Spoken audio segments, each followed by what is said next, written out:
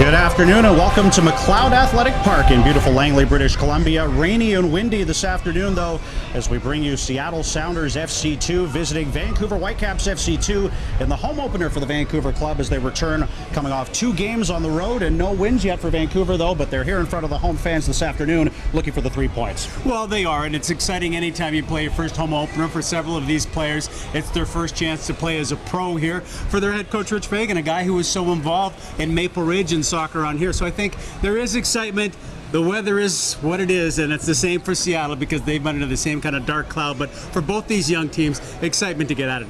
Brendan Batchelor alongside Perry Solkowski will have the call of the match for you today. And let's get into the players to watch, starting with Seattle Sounders 2 and their danger man, Shea Adekoya. Yeah, Brendan, you talk to their head coach, Ursa Hendrickson, you say, tell me about Shea. He goes, he's fast. He's really fast, which is great to have, obviously, as an asset in soccer. But the fact is, this young man who played at UCLA is starting to understand where those holes are. So it's great to have the speed and the talent, but it's finding those little pockets. Expect Seattle to try and play it over deep and stretch the defenders of Whitecaps FC2. For Whitecaps FC2, it'll be Ben McKendry that will watch out. He got a taste of MLS soccer last month, and he's back here playing in the USL. Well, and Ben has to be the pillar of this team, and yes, he wants to be, and because of numbers, isn't with the first team, but did play in San Jose last month, made his MLS debut in a game that they played over an hour, down 1 man, but Ben's got to be the pillar. He's got to be the distributor, and at 24, you look at the age of this team that's going out there, he's their veteran leader, and he has to show it with the ball, and he has to show it vocally with that leadership.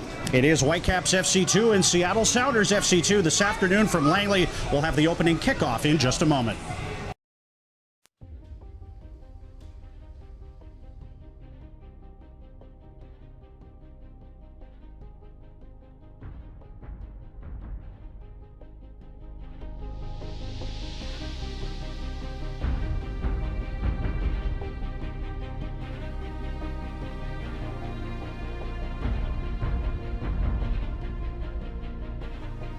Upper management's here, ownership's here, and the first team staff is here.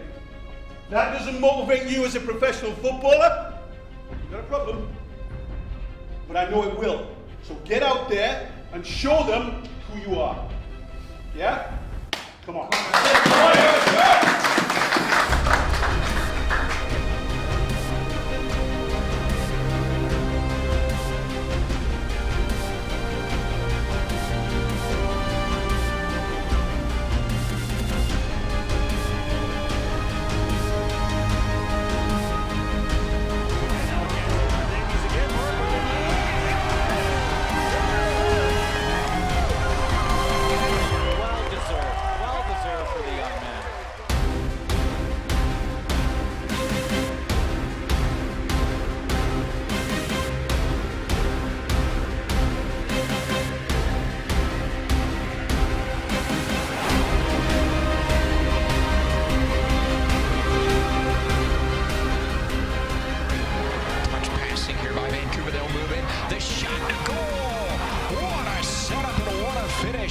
For the Whitecaps FC2.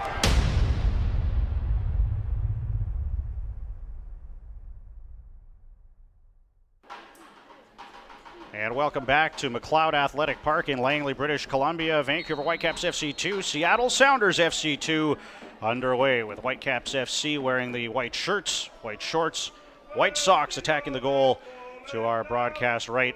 Visiting Sounders in the green kits, with the blue shorts and green socks. As USL Soccer back in the Lower Mainland in British Columbia.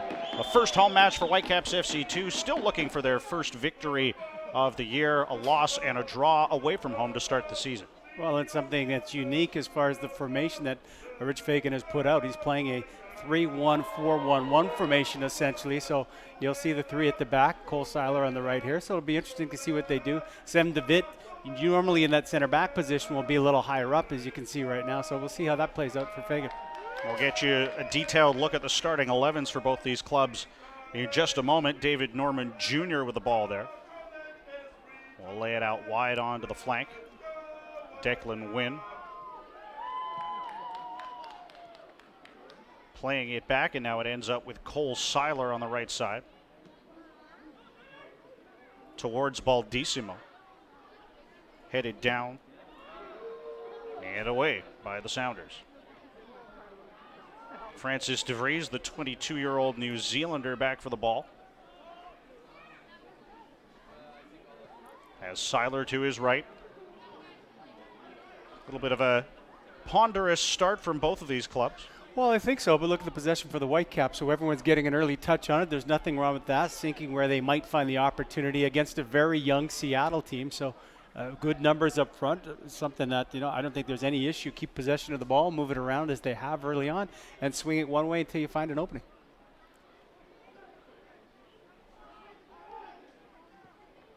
De Vries out wide again for Wynn.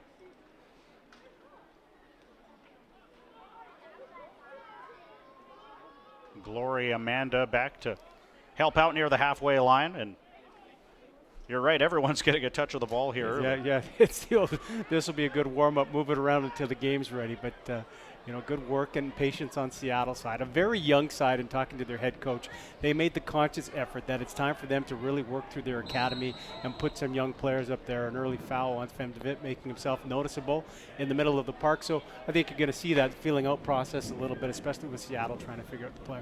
Let's take a quick look at the starting 11 for Seattle Sounders 2. If we have a moment here, and we mentioned Shea Adekoya, the danger man up front, playing a 4-2-3-1 today. Yeah, he's the danger man up front, and then they have the veterans. They're always changing with the players, but Sam Rogers is kind of the staple that they have there, Francois Narbonne. So you need to have some veteran leadership on a young team like this, and that's what the head coach is looking for from the Seattle side. Sounders with some sustained possession off the set piece here for the first time. Long cross curls away from goal, and Sem DeVitt back onto the ball for Whitecaps FC2. And do they have a chance to hit on the counter here, getting forward, but a good defensive play on that far side by Brian Nanasinkum, the Pennsylvania native and 22-year-old right back. I think there was an option there. Terry Campbell would probably like that ball back. It leads it a little farther on the side. They could have continued down the line. Seattle playing that 4-2-3-1. They don't change that formation very much at all. That's what their head coach has said. We'll try and play week in and week out and keep that continued system for them. Sounders coming off their first win of the season, 2-1 against Portland Timbers 2 last week. So their second straight Cascadia Derby match. Whitecaps, as mentioned, have yet to earn a victory. They played to a 1-1 draw with Reno 1868 FC last Saturday.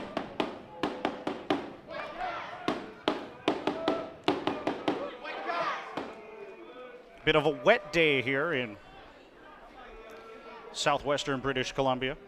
No weather advantage. The one guy who's had an issue, John Hutchinson, was the guy who called up an assistant coach, moved from Australia a couple months ago to Seattle, so he's been asking anybody, does the sun ever come out in this part of the world? So maybe one day, but it's good, cool soccer weather. Good long ball here for an opportunity. Into Baldissimo, couldn't settle that down, and that'll be an early goal kick for Seattle. Let's look at the starting 11 for Vancouver Whitecaps FC2. We mentioned Ben McKendry in midfield, the lone player on the Whitecaps roster today to score a professional goal, and they'll look to Gloria Amanda and Taryn Campbell up front. Well, it'll be fun to watch Gloria Amanda, a guy who played out in Edmonton where Alfonso Davis has played there before. So interesting to see what they can do. That St. Nicholas School there, obviously turning out a couple of good soccer players and a lot of eyes. We're watching Dominic Zator, who University of Calgary, making his pro debut today. So good opportunity for these guys to get the chance, and that's always this issue with developing players, making sure everyone can get into the lineup.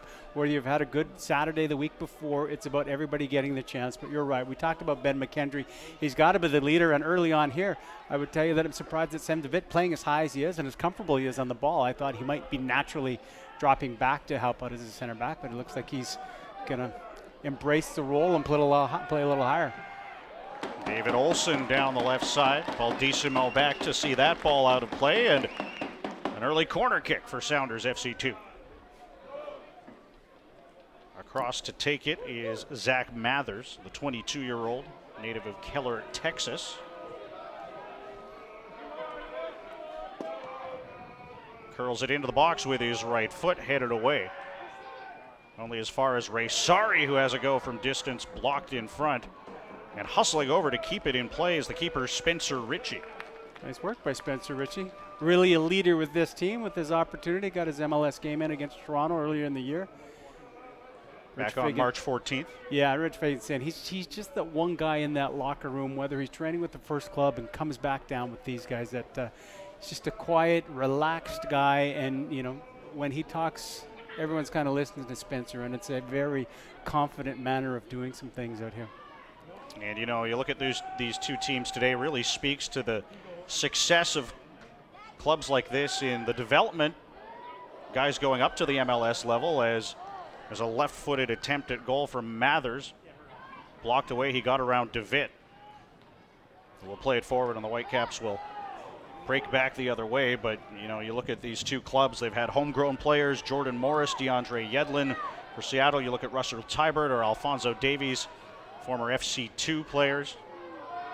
Now with Vancouver Whitecaps FC in Major League Soccer, and it really is the model for success at that level to develop those players. And it seems more teams are really embracing that. So you do have kids who've been in college for a couple years and come out, but I don't think there's a lot of people left in the league who might be 25 or 26-year-olds. It might be that player dropping out, but as we say, Ben McKendry on the ball at 24, that's the ripe age to really take control of games at this level and prove that you can go up and be consistent at the top level. That's everyone's goal, but for any kind of a club, it's about development and it's about minutes.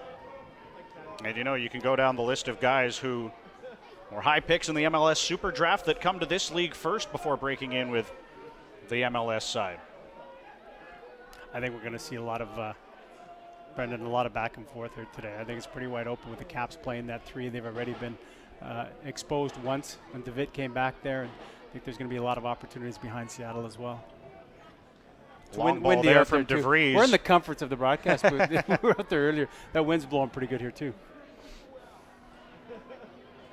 Over 8 minutes gone here in the first half, and now here's a potential break. Nuhu Tolo, the left back, getting forward with a long strike for the top of the box. Curls that over the bar. Yeah, good touch by David Olsen as he comes back to the ball here and springs. We don't see it, but he springs out Nutolo. A little bit of a bounce, but didn't get over that ball. I'm sure he'd want that one back, but quick transition, and that's what both these teams are trying to do. Rich Fagan, okay, we're transition. That's all we're about, how quickly we can turn on the ball. Seattle did the exact same thing here. Thus, the thought that we may see quite a few chances, which makes for entertaining soccer for those who have come out to McLeod Park and braved the elements. Ritchie out to the edge of the area to claim that.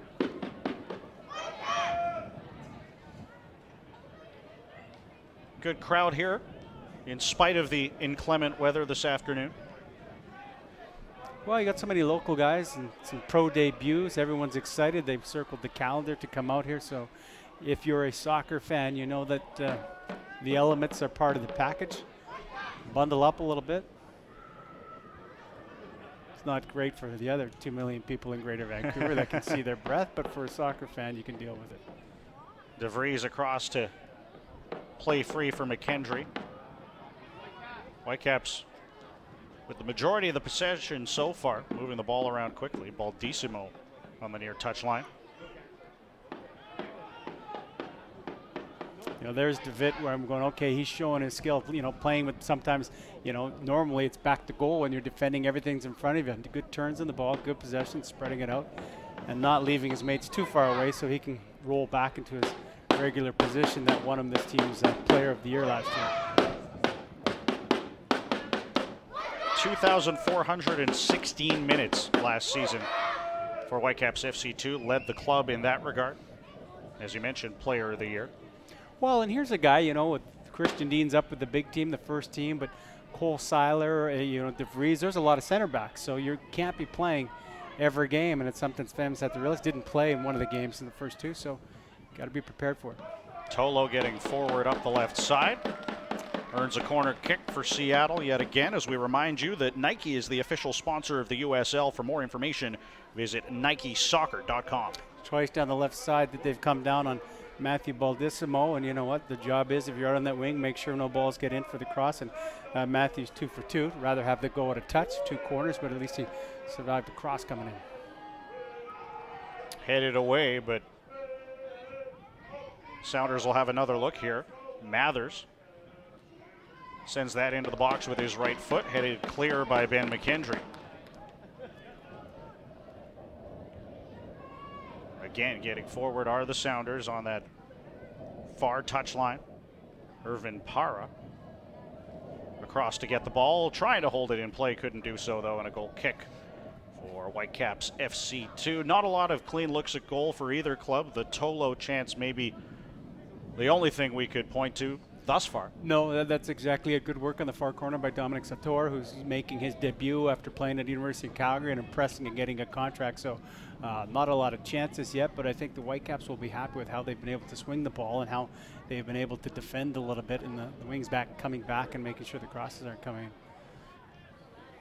in. McKendry settling the ball down in the midfield. Back to Sam DeVit. DeVries helps him out by sending it up the field.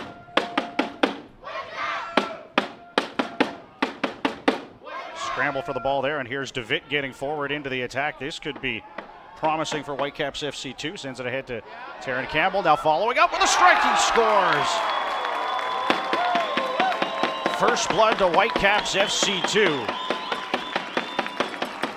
Wow, in the 13th minute. And let's credit Sam DeVit for getting this whole thing going. We've talked about him in the first 12 minutes of everything that has happened, and was him charging through that ball. This is a guy who plays center back, but sees the opportunity, moves up. And it's Declan Wynn who finishes. And a great ball outside, little cut and chance, and there's your one chance, and good on Declan Wynn. It wasn't power that ball down, get your head over it. It was hit it with the side of the foot, look to place it, and the New Zealand international does exactly that. So, you know, good credit from the midfield to take that opportunity. Misplayed by Seattle, but Declan Wynn with a strong finish, well deserved for that first goal at home for Whitecaps FC2. His first goal for Whitecaps FC2, his first professional goal as well. And nice to strike early here for the home side. Inside the first quarter of an hour, and they have the lead. Well, it's kind of funny. We said earlier, really one pro goal on this entire side of the Whitecaps team on the field. So Declan Wynn is that guy with experience. You know, was out playing World Cup qualifying, you know, against Fiji for his home New Zealand. So back now playing, and he's got that experience. There was a lot of poise. But again, credit big number 51, Sam DeVit, for taking over that ball in the midfield and charging it down the side. And as you mentioned, it is an interesting role for him, playing in front of the back three, but being very aggressive, getting forward in the attack like we saw there. Well, it opens up eyes of a player going, he's got a lot of ability. I mean, you know, modern day football, doesn't matter what your position is, you need to be good on the ball and make some good decisions. And early on here in the first 14 minutes, I'm even surprised, having watched him a couple times last year, very good center back and in the air, but he's showing a lot of ball skill right now early on. Heavy touch there, as it was played forward by Shea Adekoya, who hasn't really been a factor in the match at all as of yet for Seattle, but they do earn a corner kick here and a chance to hit back. Well, and you wonder, they've got the breeze at their back, which doesn't make it that well if you're playing a long ball to a speedster. Look at the second half where that ball holds up a bit. Adekoya might be able to go after it. Curled into the box, actually headed away by Adekoya, if I'm not mistaken. Sent out wide onto that right side for Para. He'll curl it in off the outside of the net. Early goal for the Whitecaps, exactly what they'd hope. Young team, when you have something like that, get some confidence. On the other side, you're taking on the young team now. They're questioning. You make the one mistake, and it's in the back of their net. So bodes well for every goal. The temperature goes up a bit, doesn't it? For the crowd, for everyone, it's a little more exciting. Good confidence boost there for Declan Wynn to score his first goal as a member of this club. And we talked about it, but with the relative inexperience, players like him getting goals, gaining confidence, is going to be important as the season carries forward. Sure, these guys all have one goal, and it's to get better and better each weekend and prove themselves that they can do more.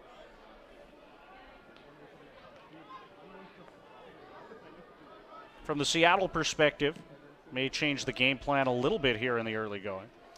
I think they'll wait and see. Still early days here in this game, but You know, you want to see if their thought was to take advantage of the speed. We haven't seen Adekoya run anywhere with the ball yet. You're going against 3 backs. You think you have openings on the sidelines, and that's where they've tried to exploit. They've got 3 or 4 corners already, so they've looked at, okay, guys, we're progressing that way. But I like 3 at the back. You know, Rich Fagan well on him to change things around and trust that these backs that he has, and they're ever changing. Someone like Cole Seiler, you know, does well for him to learn the right side and have this kind of pressure on him. You can handle it. You become a better player, and it is a development league.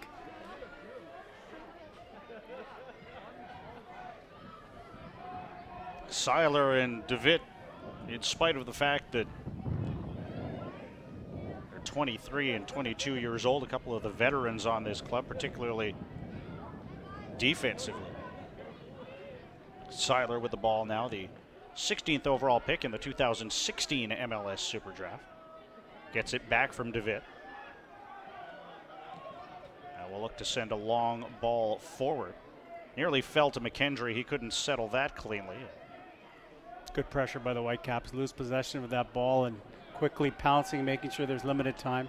Adekoya trying to force DeVries into a mistake there, but he'll play it back to the keeper, Spencer Ritchie. Yeah, put Cole Seiler in a tough spot there, so Cole may take a look at him. I thought Spencer Ritchie maybe had a little bit more time to settle that ball and swing it the other way. Played the safe thing. Cole Seiler fortunate there to get a goal kick out of it. Zach Mathers hustling and bustling in midfield, in behind the central striker Adekoya. There's a guy who was here last year, and the head coach, Ursa Hendrickson, saying that's what you need. Anybody who has 1 or 2 years experience in USL, all of a sudden you're the leader, and if you're going to be there for the majority of the season, they need you to be that kind of player on the field. And he says, you know, Mathers is that for him. DeVries back for it again. We'll head it down for Ritchie. Well played. Looks tall and lanky, but head coach Rich Fagan goes, you know what, DeVries, he's absolutely ripped. And a guy who coming here is learning the system, is actually already now involved once a week with a residency program as a guy who wants to teach and coach. So, well, ahead of his time here and embracing what life in Vancouver and being a member of the Whitecaps soccer club is all about. Taryn Campbell battling for the ball there. It falls back to the keeper, Tyler Miller. And sent all the way through to Spencer Ritchie. Ritchie actually earned MLS Save of the Week for a remarkable stop in that game against Toronto back in March. He played well. He had to, the sun was in his eyes for a couple of those, that game against TFC. But he's a fun young guy. When they were in Mexico for their game against Tigres, he was photobombing a few times with the federales there, and Spencer enjoying every minute of being a pro soccer player.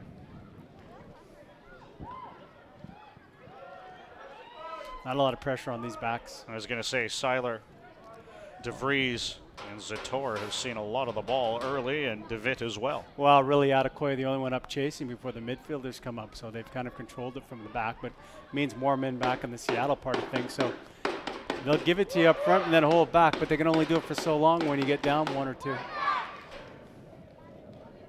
And maybe Seattle content to wait and hope that Adekoya can force one of the defenders into a ill-timed mistake. I would imagine the urgency will pick up as we carry forward here, now in the 20th minute. And the wind will be a factor. How many long balls have we seen where they've gone back to Spencer or Ritchie already? They'll hang up in the second half, so they'll have to be aware. Again, David Norman coming back for the ball this time. The midfield is be it DeWitt or Norman coming back to try and be that link. Norman, only 18 years of age. Coquitlam native. Dad's here somewhere. Yeah, he'll be here. Mom's here somewhere. Sister's probably here somewhere. Played very well. Rich Fagan was very happy with his MLS debut, or his USL debut last week. Said he did everything right. He's been patient. Impressed Carl Robinson when they were over in Wales for training camp. It's just a matter of getting adjusted. You're playing against David's situation, guys who aren't that much older than him after a time in Portland. Is Ben McKendry thinking he got enough of the ball. Anna Roosh not saying that. Calls him on the foul. Here's an opportunity. Unable to capitalize there was Campbell as it ends up with the keeper Tyler Miller. Should mention the officials Alan Rook, the referee, assistant referees Chris Wattam and Jasmine Parr. Michelle Pye is the fourth official. And Olsen sends it out wide to the right. Ryan Nanasinkum, the right back forward there, involved in the play. Ray Sari looking for it as well, but it comes free to Campbell, and he'll play it towards Amanda at the halfway line. Here could be a break for the Sounders. They've got men forward. Out wide there is Adekoya. Trying to curl it in. DeVitt back to prevent Para from doing anything with that, and very clean and calm from Sim DeVitt there. But now a foul will give Sounders a set piece in a pretty good position here after, I believe that's McKendry. Yeah, McKendry gets it. Taryn Campbell would like that, but Sven DeWitt with a nice job. Hard pass to Campbell. First touch kind of eludes him and gives the opportunity for Seattle to pick up that ball. As again, McKendry. Little touch at the back of the heel there maybe. And you know what? He's in the middle of it, and that's what we talked about early on. You want your leader to be in the middle of it and fighting and being aggressive for every ball. Don't think there was much to argue from Ben there, 30 yards out. You got to trust that you'll be okay. This will be Para to take from 30 yards out. With his right foot. Blocked away by the wall. Amanda trying to get away, and Para right in there to take him out at the knees, and that'll be a yellow card. And the Whitecaps playing on, hoping to. Yeah. 3 of them were forward, but it's going to be brought back. Waiting for that whistle. Good on the young Gloria Amanda, who's got the best name in the USL. But, you know, to know he was fouled, but see the opportunity with extra men, referee not having any of it. First booking here in the 23rd minute. You know it's a foul. He looks up. The first thing he's doing is looking to where the teammates are. Plays the ball. Good call. And no one was ready for that. Yellow card comes out. Should mention this is like old school soccer where both the goalies and the captains. With the armbands, Ritchie and Miller. Both players that have seen a lot of time in this league. Miller was the primary backup behind Stefan Fry last year for Sounders FC, Major League Soccer. And that's another good thing about this league as well, is guys that are on the first team but don't see a lot of time on the field get that time when they're able to play at this USL level. As a goal kick here for Miller after Taryn Campbell again forward, and he's been trying to create on that left side. Yeah, he does, and that's what you find out about Davey Norman Jr. If you saw that last tackle, he goes in really hard, won the ball off, then that opportunity comes for Campbell, and that's what you're going to have to see and make a name for yourself. And good on the 18-year-old from Coquitlam to not shy away, and that's his game. He doesn't mind getting stuck in and showed it right there. He's got good size, will get bigger, and at this level, that's what he has to show, and that was just a natural reaction from him, and it creates the opportunity. 2 goals in 17 games at Oregon State last year. Signing his pro contract here with FC2 back in January, but has been a part of the Whitecaps club since the age of 9. So a homegrown player, if you've ever seen one, is here's a chance, a ball through past DeVries, and looking to capitalize there was Olsen, but Ritchie in to grab it. Yeah, I don't know if Olsen got a little touch on that for allowing it to go through DeVries' legs, or it just might have been a miscue by the New Zealander, but an opportunity, and the Whitecaps catch a break there. That little win, maybe that ball ruled to Spencer Ritchie without getting hung up there. And that's exactly the kind of opportunity that Seattle has been waiting for, and another long ball played well out of the reach of Adekoya. Ritchie across. He's going to let that roll out with Nuhu Tolo forward. Well, we'll see what happens with DeVries here. He goes for the head, and I think he just simply misses it and maybe shocks the Sounders player, too, that there was an opportunity for him there. Olsen didn't read it like that, so looked like it could be dangerous, close enough to goal. Spencer Ritchie alert, able to pick it up. Amanda trying to get forward, was in behind the right back, Nana Sinkum, but this will be brought back. Getting into a little bit of a scramble long ball game from both sides, where, you know, the possession game is going to the wayside a bit. And again, we're trying those long balls to see if you can come up with something. Puts pressure and stretches the defense out a little bit. But I liked earlier on where the Whitecaps were trying to move the ball a little bit up the field together. But last 5 minutes, I think Seattle's finding a little bit of a groove.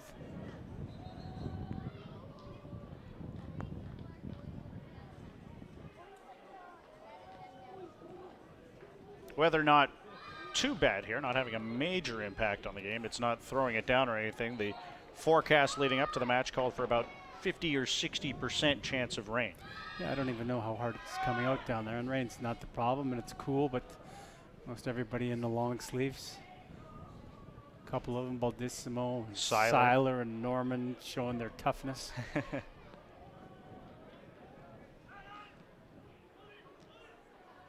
Seiler and Baldissimo.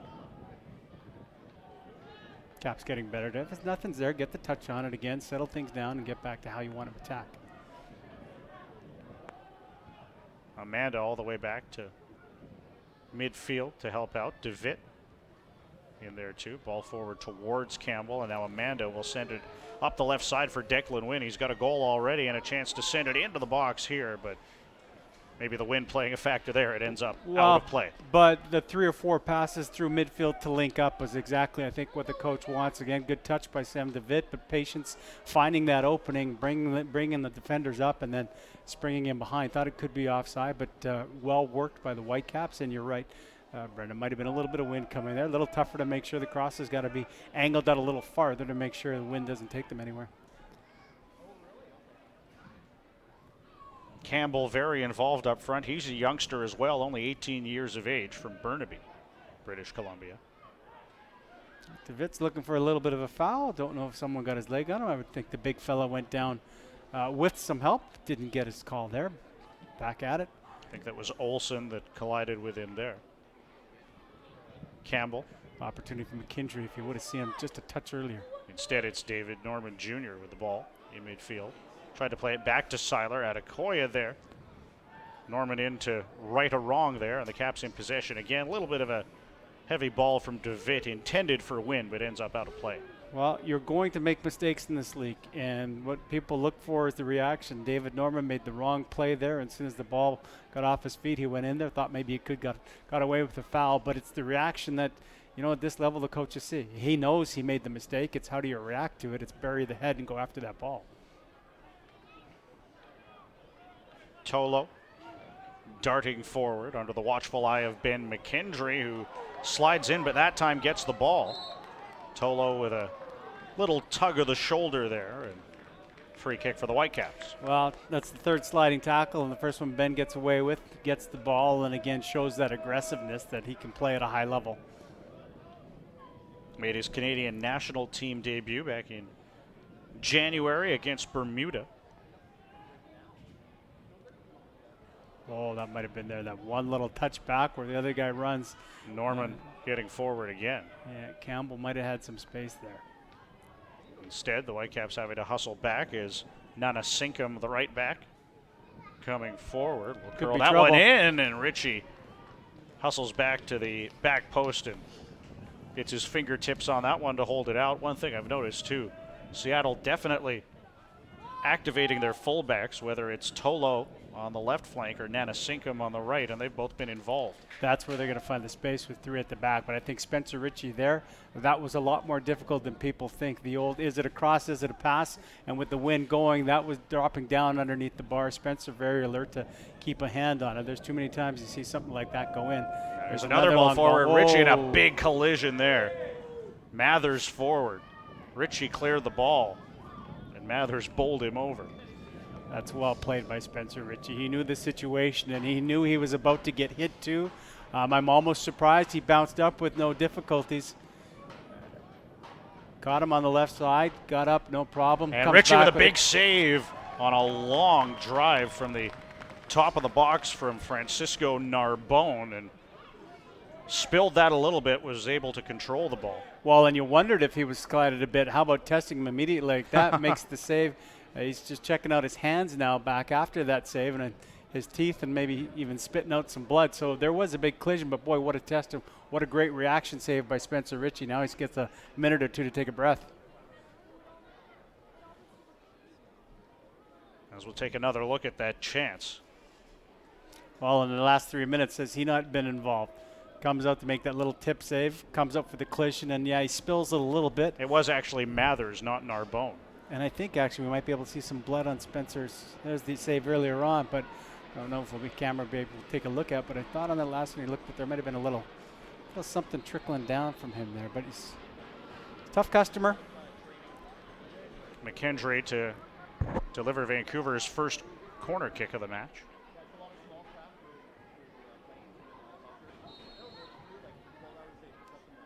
With the right foot and a clear header. DeVries at the back post trying to play it into the middle. Falls to McKendry. He can hit it from there, but it's cleared away by David Olsen. And now here's the counter. Up that right side is Para trying to play it infield. He had Mathers and Adekoya in front of him, but the Whitecaps deal with that. Good opportunity for the header from Zator in front. Yeah, Zator or it might have been David Norman. We'll have to take a look at it, but they were about an inch short and a great opportunity. I think to the back post there. Seattle pushing forward just out of the reach of the toes of David Olsen. As we're going to take a look at the collision again between Ritchie and Mathers, and is there blood? Well, I tell you what, he's could be a hockey player. You know, you're hanging out with the Giants. I think that was, I'm not going to miss a shift, and he certainly was tested thereafter. But that was a big collision. Seattle native, so we can't call him a good Canadian kid. No, no, but he's probably been to a Thunderbird game or two and knows what the sport's all about. There you go. Sounders 2 pushing up a little higher than they were. There isn't the space for the 3 back. I think they've realized, okay, when we get an opportunity to close, they've been a little more successful at it. Maybe sensing blood in the water a little bit.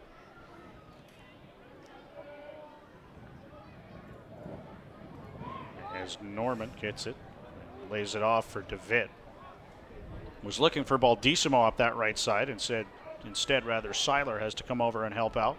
Yeah, the idea was right, but you know, it's him in a position where he doesn't make those passes regularly. He's been able to pull a lot of them off. Outside is where they got to go with it. Win wide on the left side with a long look at goal. Not sure if he was trying to curl that in towards McKendry, but it falls to the keeper Miller either way.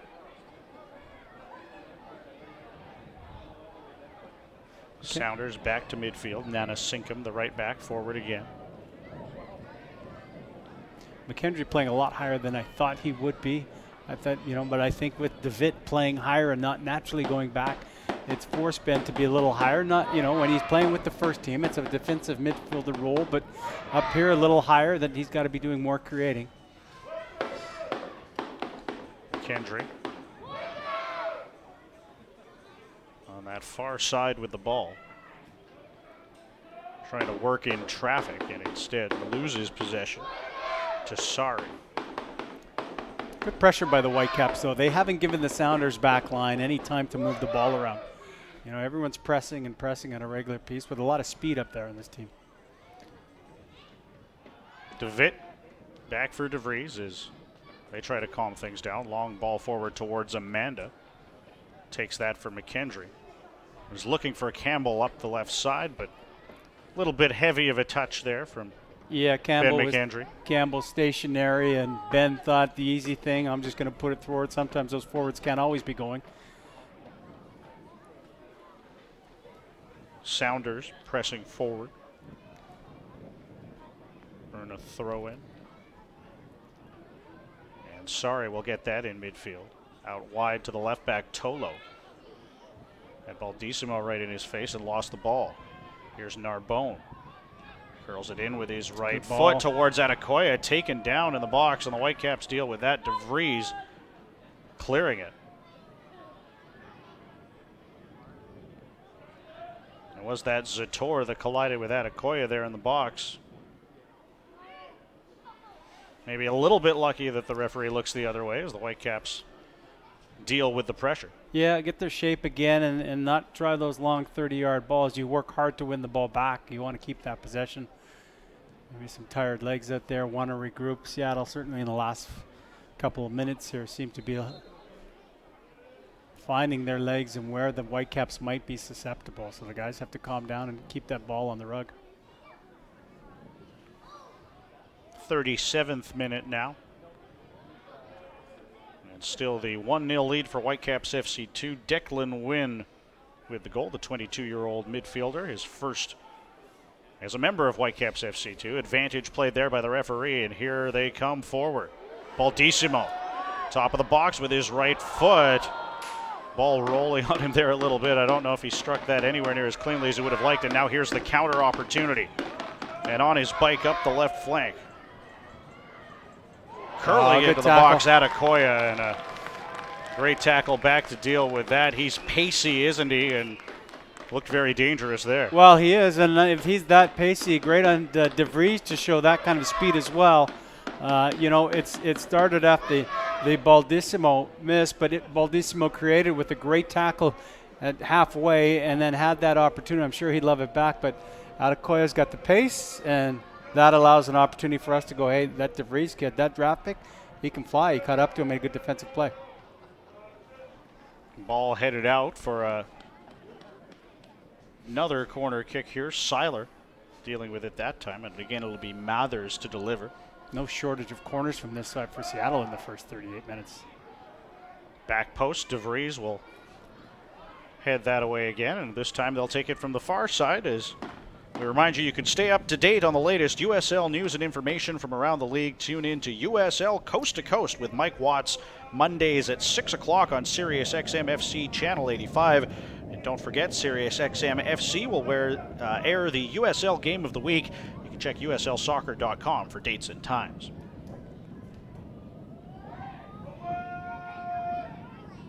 Sounders with another corner kick. McKendry heads away. That's trouble. Back in. Ritchie rising, can't grab it, but he's bailed out at the near post, and now Baldissimo can get forward. Amanda ahead of him, Campbell too, McKendry wide left. Yeah, he was looking for McKendry. There was space there, couldn't get it. Campbell in midfield. Sorry, Brendan, that's that transition, and another opportunity here. McKendry forward, Amanda into the box too. McKendry was looking to roll it through for Wynn, but it will be a corner kick nonetheless. A couple of promising attacking flurries from Whitecaps FC2. Yeah, I don't think the original play came off for Ben, but the ball kind of stuck to him, so he had a second. And he'll stride over to. There's some big bodies in there, De Vries and DeVitt and Sator and Seiler. There's some big boys that can get into the box here for the Whitecaps. Had a good opportunity early on. Let's see if they can do something with this. McKendry towards Amanda, headed towards goal, blocked away and cleared. And Gloria Amanda with a good opportunity there from about 10 yards out.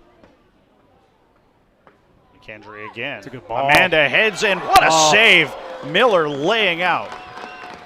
Well, Amanda can't believe it. What an opportunity. Nearly 2-0 for Whitecaps FC2. Great work all around. David Norman Jr. works hard to get the ball to McKendry, delivers a spectacular ball into the box, and you can't fault young Gloria Amanda either.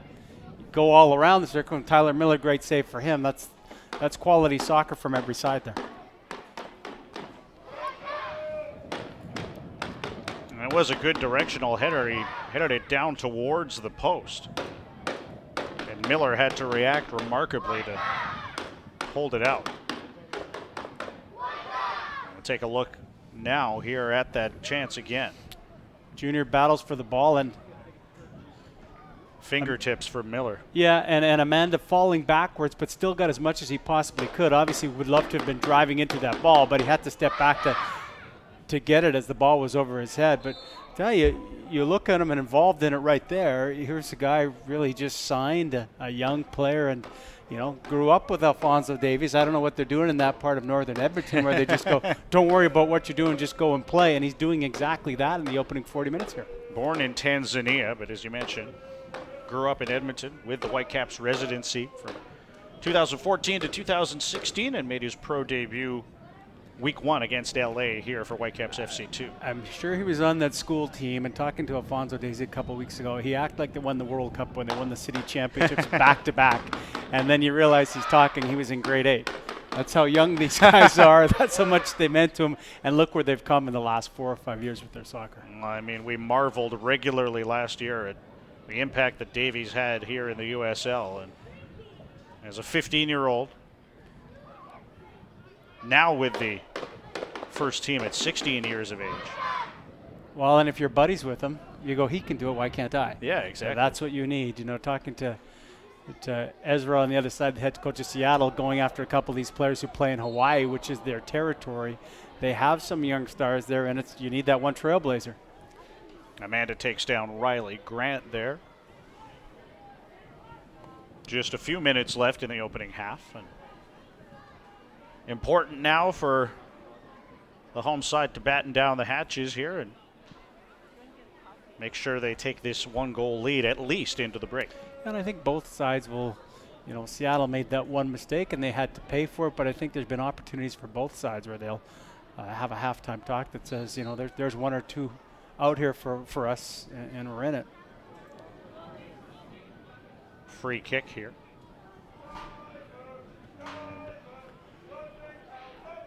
Should be Mathers to take it, although Sari is also standing behind the ball. And he'll take it quickly towards Tolo on the left side. Nice little touch to his right foot. And it falls over the goal. Well played by Seattle. I mean, it's about thinking. Baldissimo wasn't really thinking about it. They bought that extra second and a half, and really a great opportunity that they'd love to have back, because that was well created, smart soccer. When you're wondering if they might have a goal from that distance with the wind, saw the right play, the open man on the flank. Big Sam Rogers, the center back, might not be the ideal candidate for trying to go for goal from that sort of distance. Yeah, the orange boots are easy to spot, but they're not put on him because he's going to get 3 or 4, you know, a month. But Rogers didn't try and hit it too hard. I think he took the right reaction to it. It's just a guy who's known for doing stuff like this, chasing people down rather than putting the ball in the back of the net. But here's Amanda trying to turn the corner on him. Declan Wynn, left-footed ball towards David Norman Jr. Wasn't able to strike it. Now DeVitt taken down, and set piece here for the Whitecaps after that tussle for the ball from about 37 yards away from goal. Big 51's been in the middle of it. And you're a center back, you're not that too concerned, but maybe Seattle's thinking he's got more abilities with his feet than we think, so we better chop him down every once in a while. It's been a very good half for Sem in a spot that I don't know how comfortable he was in, but you know, I think Rich Fagan will look and go, okay, this 3 at the back formation with Sem in front of him and pushing forward is something that he may be able to go to a little bit. McKendry behind the ball. Wind blowing hard, it'll sit up a little bit for him if he's looking for something in front. Yeah, he sends it towards DeVitt, but headed away and dealt with by the Sounders. And now here's Adekoya with a chance to break free. McKendry across to slow him down a bit, and Spencer Ritchie back to take. I think any pre-scouting that was done, they were aware of the speed, and that's exactly as you called it, Brendan. You had to make sure they were going to get in the way. McKendry didn't win the ball, but at least he slowed down the progress of Adekoya, and that's exactly what they needed.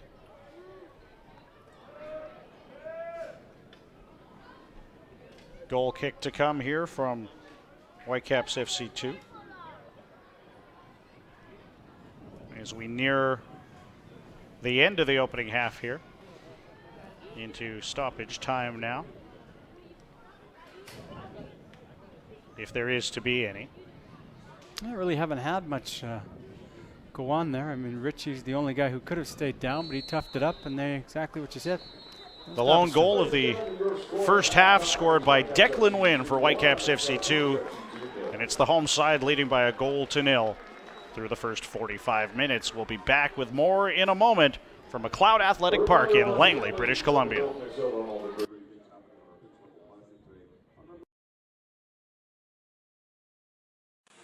It's not always about wins, losses, draws, added time, missed tackles, clearances, possession, rivalries, goals, and assists. Sometimes it's about the people and the stories that shape them. Introducing the official Whitecaps FC podcast, Sideline Stories. In-depth interviews with your favorite Whitecaps players and personalities, hosted by me, Perry Solkowski. Show your ears some love. Marcel de Jong can stabilize the defense, but can he balance on a paddleboard?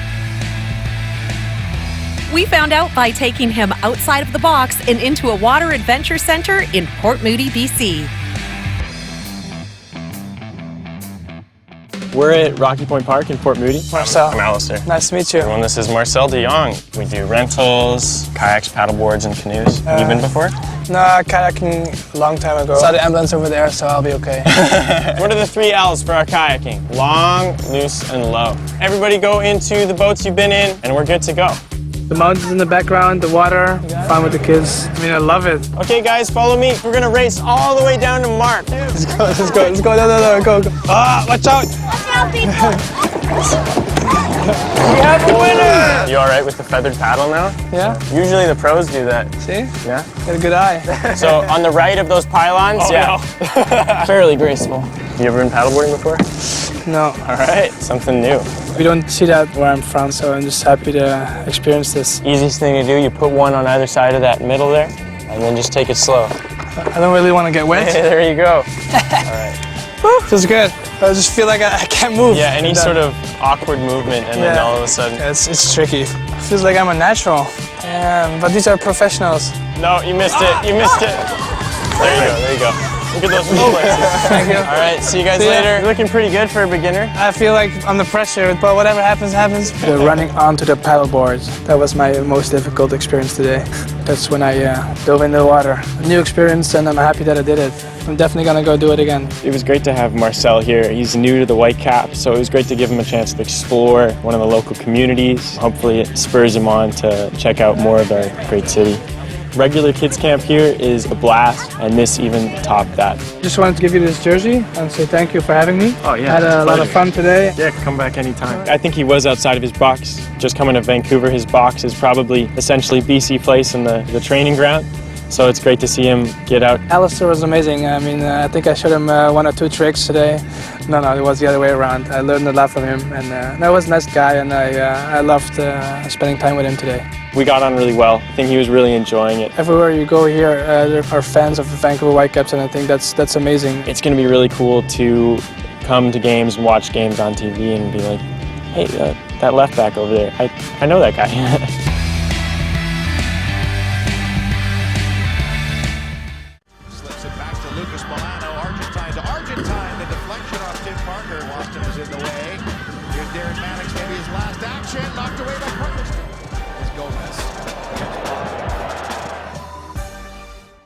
My first start, it was home against Philly.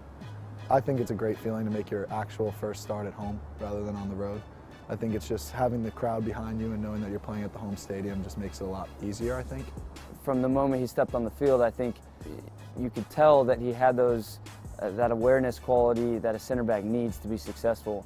He's still working on his feet, left foot, right foot, knowing when to play out and not to, and that's going to come with time. The more he gets pushed, the more playing time he gets, the more national team call-ups he gets are going to be priceless for him. For me, I kind of just wanted to do all the little things correctly, like show that I could communicate, have good footwork, especially as a defender, those kind of things are important. And as a guy coming out of college, you're not really expected to kind of come in and play right away, but my willingness to want to defend pushed me probably a little bit better off. I do have some physical traits that obviously implement over right away into the MLS, but I think when you start to play professional games, you find yourself in battles with some big guys, and I think that I can battle with these guys and they're not going to flail or flop or whine about it, I think is great. The physical attributes, you're just like, wow, he's a beast. At some point you're like, maybe he should have been like a linebacker in football or something. Last year was my kind of first full year as a starter, so maybe I wasn't stepping up and communicating or being kind of like a leadership quality in the back. I think this year I'm kind of pushing that into my preseason regiment. I don't want to be a young guy anymore, even though I still am. I just want to be able to get the respect of guys and obviously have them listen to me and respect what I say and hopefully that goes onto the field. Last preseason, coming in after that national team call-up, you could see he was just oozing with confidence, and I saw a huge raise in his game, just confidence on the ball. I'm not okay with just one call-up. It gives you a little taste and you want to taste it again. If you would have told me back in high school that one day I would be playing professional and I would have had the opportunity to get called into a US camp, I would have said you were lying.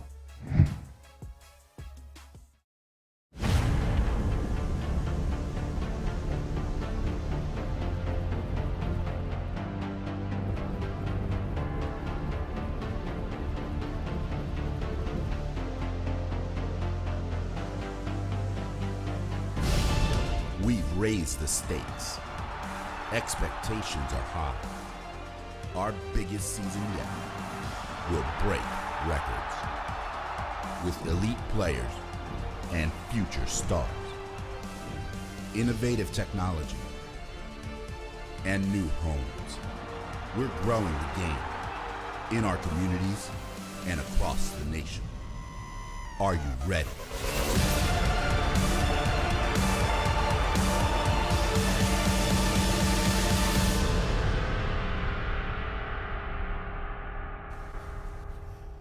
As we go into Week 3 play, let's take a look back at Week 2 of the USL season. Set up by Notzel Selbel, Carlton Belmar notched his second goal in as many games to secure the 1-0 win for Swope Park Rangers against his former team, Portland Timbers 2. Louisville City converted on 3 of their 8 shots on target to take the win over Orlando City B 3-1, with Orlando's only goal coming off an own goal before half. Louisville came out strong in the second half and were able to put the game away with goals from George Davis IV and Luke Spencer. The Rochester Rhinos jumped out to a 2-goal lead, but in extra time before half, Bethlehem Steel cut the lead to 1 thanks to a Charlie Davies PK. Coming in off the bench, Johan Graf was able to seal the 3-2 win in the final 2 minutes for Rochester. New York Red Bulls 2 played strong defense, shutting out the Richmond Kickers 1-0 in their inaugural game at MSU Soccer Park. Zico Lewis found the back of the net in the 69th minute for the Red Bulls. Andrew Wiedemann and GB led FC Cincinnati to the 1-0 win in Pittsburgh, as GB notched his second goal in as many games. The Riverhounds played most of the game with 10 men after Gale Agbasumude received his second yellow of the game in the 42nd minute. Phoenix Rising struggled to combine in the attacking half as the Real Monarchs took the 2-0 win at home, winning their second game in a row as Phoenix fell to 0-2 to start the season. 0-0 at half, the Charlotte Independents controlled 62% of the game's possession, but the Charleston Battery put 2 away within 7 minutes to top Charlotte 2-0 in the Southern Derby. 2 home games, 2 wins for the Tampa Bay Rowdies to open their USL slate. Michael Nanchoff led the team with 2 assists as he set up Damian Lowe and Georgie Ristoff early in the first half for the first 2 goals of the game, as the Rowdies handled Toronto FC 2 4-0. Oklahoma City Energy FC took to the road for the second week in a row as they faced off with the Colorado Springs Switchbacks in snowy conditions. The game ended in a 1-1 draw with first half goals for both sides as neither team was able to find the difference maker in the second half.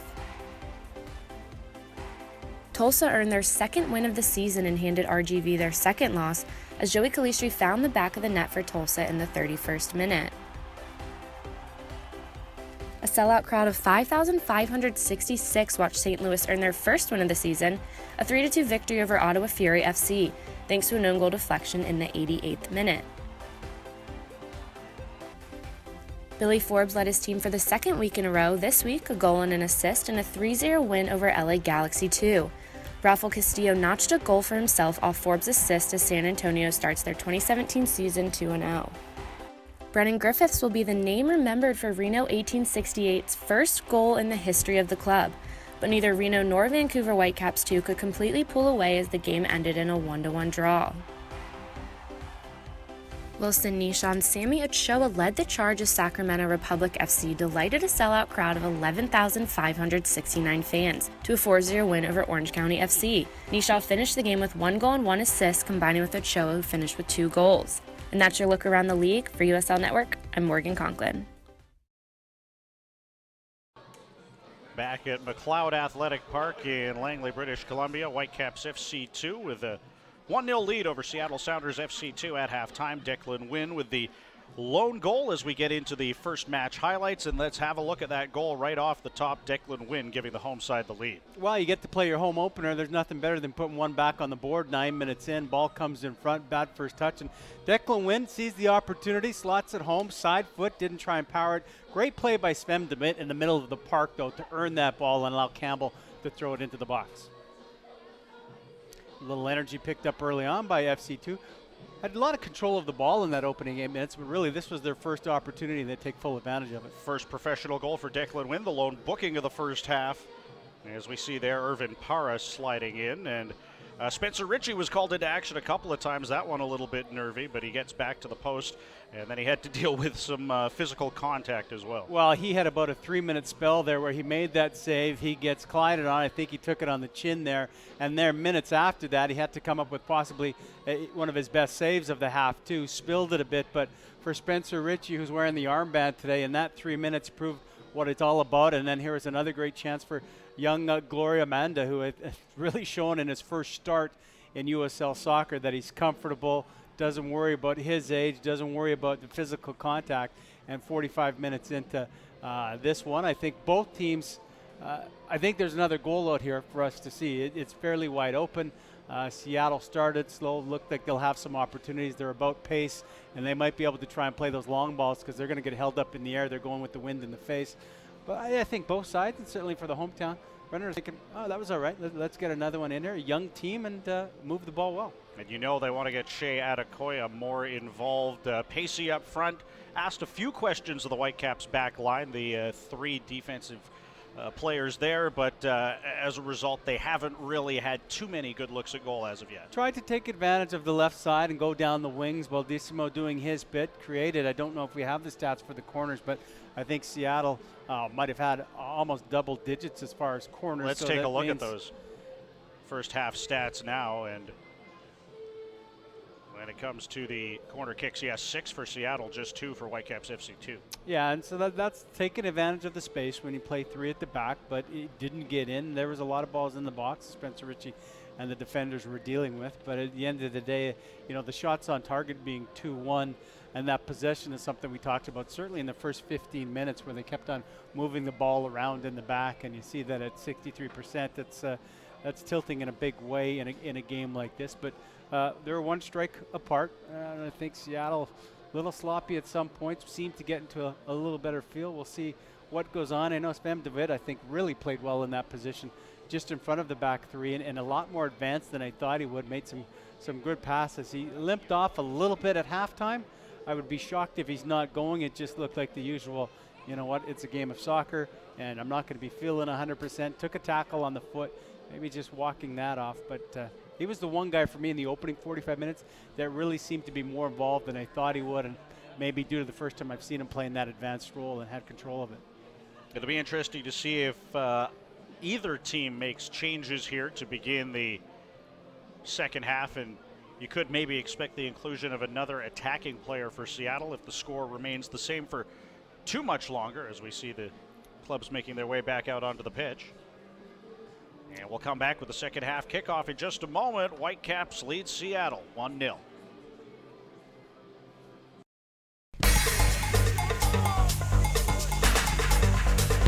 Over here.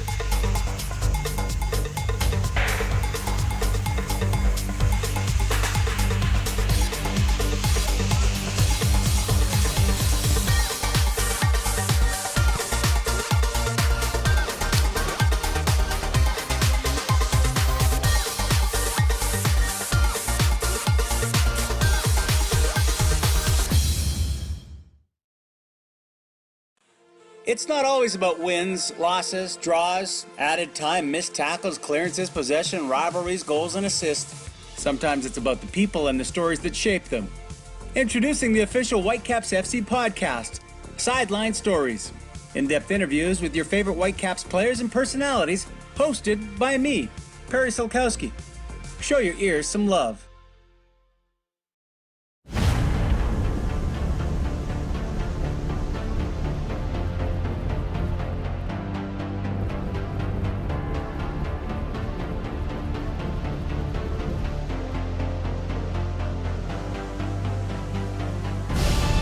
We've raised the stakes. Expectations are high. Our biggest season yet will break records with elite players and future stars. Innovative technology and new homes. We're growing the game in our communities and across the nation. Are you ready?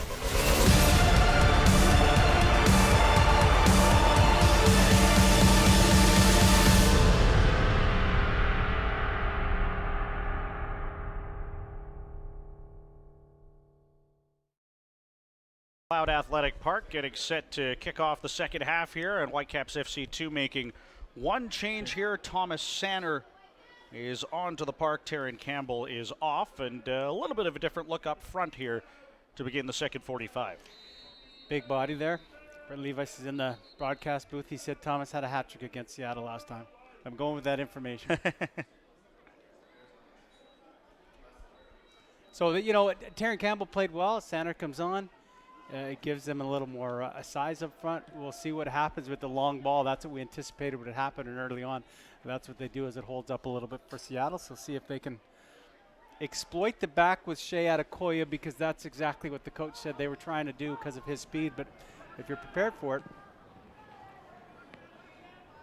Sanner, the 22-year-old Indiana product, 36th overall in the Super Draft in 2016 by Vancouver Whitecaps FC.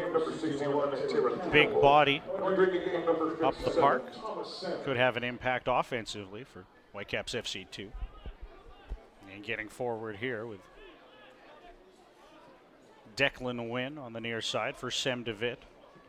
Again, being very involved up the park, but loses possession there, and DeVries has to scamper back to handle that. DeVries sends it up the park off a Seattle boot, and it has been throw in here. Such a busy week for the first team, busy stretch here where they've, you see the differences, and Rich Fagan talking to him this week said, I don't know who's coming down. I don't know what my team will look like. That's how it works in USL. But good pressure here by Ben McKendry playing high up on the pitch. One of those MLS players back here now with the USL team for the time being. Well, they pressed really well in the first 45 minutes, and you can see that there. Sanders there, moving up as Amanda, and they're not making it easy on anybody, any of the backs. Taken down there for Zator. Zator's looked good. This is his debut, a pro debut here. Obviously an older guy, played very well at the University of Calgary, impressed. One of those guys who completely flew under the radar, but they kept on testing him, and he was answering it. Plays with an awful lot of confidence and hasn't looked out of place at all in this three in the back formation.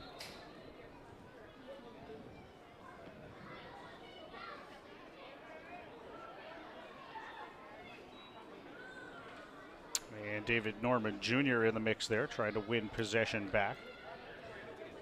Baldissimo across to help him as well. Norman looking for Sanner ahead of him. Couldn't complete that pass, and DeVitt hustles across. And with the help of Zator, they try to settle things down, but Mathers onto the ball, sends it wide up the left side for David Olson. Olson watched closely by Seiler. Infield for Adekoya. Couldn't handle that. Got some good pressure from David Norman Jr. and the ball is out of play. Yeah, good leg by David Norman Jr. Looking for some room. Adekoya just wants a little bit of space to unleash that shot. Norman left-footed, stuck it out, got a toe on it. Little clogged in the middle of the park right now. See who can get it outside and take some of that space.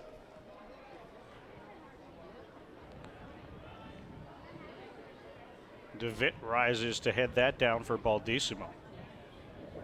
Forward towards Sanner, who concedes possession, and it's back with the goalkeeper Tyler Miller. Miller called into action in that first half. Of course, the Declan Wynn goal got past him, but he made a very nice fingertip stop on Gloria Amanda to keep it at 1-0. No, and that might have been, as far as execution, the best play of the half for the Whitecaps, and Miller was there to make a save to keep it close. So it hasn't been tested a lot. Neither of these keepers actually have been very involved, but it hasn't been to make those one-on-one stops.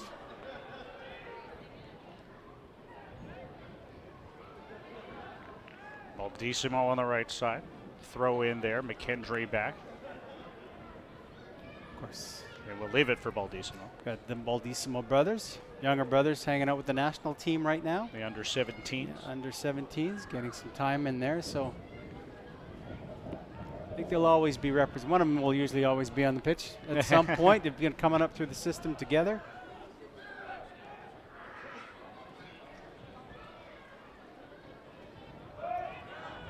Win. Looking for the ball there. Comes to David Norman Jr. Back for DeVitt. Whitecaps maybe looking to reestablish that strong possession number they had in the first half. Zator goes for a tumble there, taken down by Para. Yeah, time being taken away a little bit more by Seattle, where they were allowing the Whitecaps to move the ball around the back in that first half, giving a little bit more pressure on the guys to come back and see if they can link it up. The first 5 minutes of this, it's kind of been a little messy on both sides, but from a defensive standpoint, someone like Cole Seiler right there steps all the way up and is forcing them to make the play in possession. Nana Sinkum, the right back, getting forward on the near side. Infield towards Adekoya. Instead, it falls to Olsen. The Whitecaps deal with that, and Amanda has to pressure the keeper Miller into sending a high ball into the stands on the near side. He almost cleared the stadium there. I think that was the excitement by the fans that you heard there, Brendan, that we were thinking that maybe almost might be on the roof.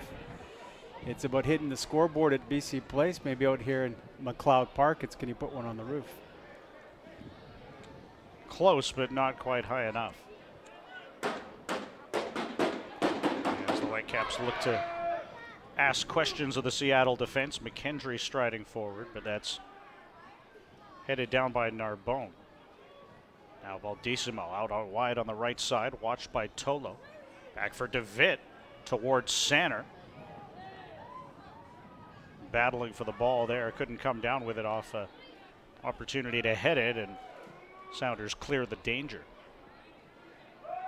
That's the thing about Sanner, though. Big body up front, a target man for Whitecaps FC2, and you can play those high, long balls into him, and well, he got the first threat at goal. First on the year, like that, you know, header coming in there in the box, flick it on into the corner of the net in the first game of the year. So, you know, if you got a guy like that, you want to find the target. It was a good play on that opposition with David Norman swinging it to the outside, getting it out of the middle and taking advantage of it. Another opportunity here where they go to the flanks and create a little bit of space here. Norman with it again on that right side, being hounded by Sari. Fouls it. Got the call. And an opportunity for a set piece here out wide towards the touchline. Well, first half, a couple of corners. Something came of both of them. Not a goal, but there were opportunities there. This is another one here. Add even a bigger body in Thomas Sanner in there. So DeVries, DeVitt, Sanders now. They have the height advantage to see if they can execute something here in the set piece. Zator there as well. Yeah, and the end swinger coming in from David Norman as Ben McKendry says, "No, you got the left foot. Hit it, my friend." He'll do just that. That's well struck. Couldn't find it there. Zator was at the back post. McKendry pressuring, but it's cleared. And it's set free by Olsen. Seattle looking to get forward. Nice play by Baldissimo. He's got room in midfield. And a nice little touch forward just out of the reach of Amanda, who right idea. Looks to the heavens. I think on that set piece, it actually surprised everybody and might have caught Cole Seiler right on the thighs where he was waiting for someone to get a head on it. I think it cleared everyone and ended up hitting Cole, but again, that's 3 times that the Whitecaps have had an opportunity through corners or set pieces, and there's always been something where it's come close to the final product. Zator was waiting there as well. Pretty well unmarked at the back post if it had fallen through to him. Yeah, you look at the other way and the number of corners Seattle has, and the Whitecaps have done fairly well. It seems like this Sounders team, and being young, a little suspect to possibly some of these chances.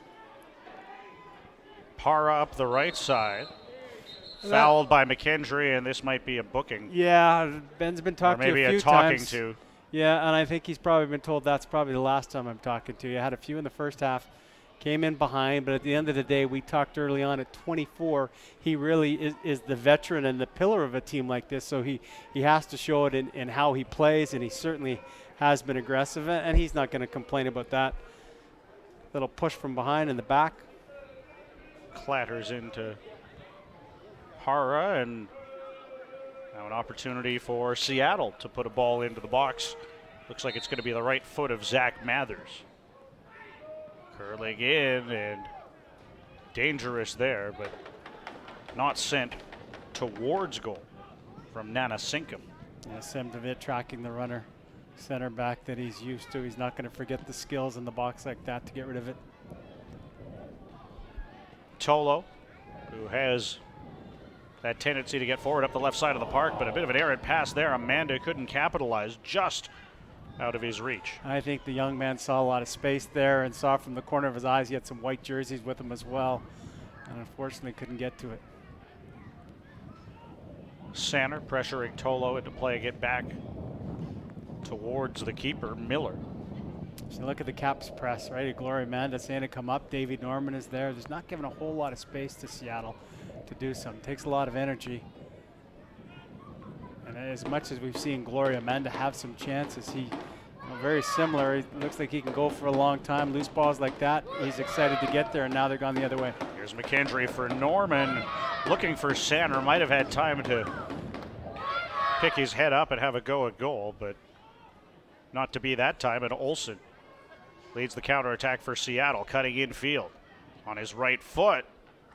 Had a go there, but it took a touch off a Whitecap defender, I think, to go wide of the goal, and indeed it will be another corner kick for Sounders FC2. Brendan, I think you called it exactly right for Davey Norman there. He had a little bit of space, and he was between two minds. Do I have a go from 28 yards out here and see if I can hit it, or do I make the usual play? If he had another chance, why not see what he can do? The ball was on his left foot, but now it's time to defend. Ball into the box. That's headed away by DeVries. Sent back in, and once again it's DeVries getting his head on the cross in from Sari. Tolo plays it wide to the left. And there is the first yellow card of the match for Whitecaps FC2. Cole Seiler caught that one. Kicks the ball away as well, which maybe is what earns the booking.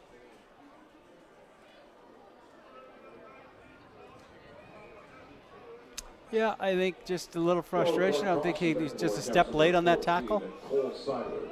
Wasted it there. Don't know if the tackle was enough for the yellow, but you're right. Kick the ball away. Now you got to defend again.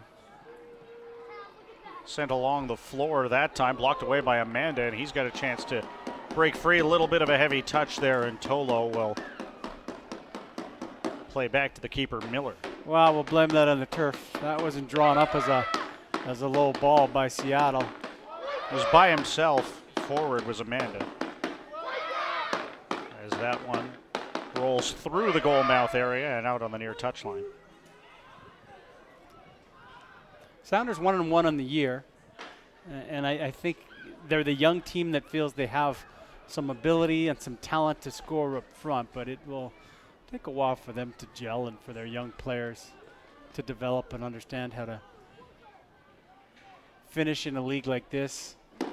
And it'll take time, and certainly that's what the head coach realizes. It's not the wins, it's the development and the playing time that he can give his young stars. We'll probably see one of the guys that they're talking about coming off the bench, the young Hawaiian, who's been so good, might be add some pace to them in about the 60th minute. So I wouldn't be surprised if we start seeing some subs in the next couple of minutes from the visitors. Shandon Hopiau.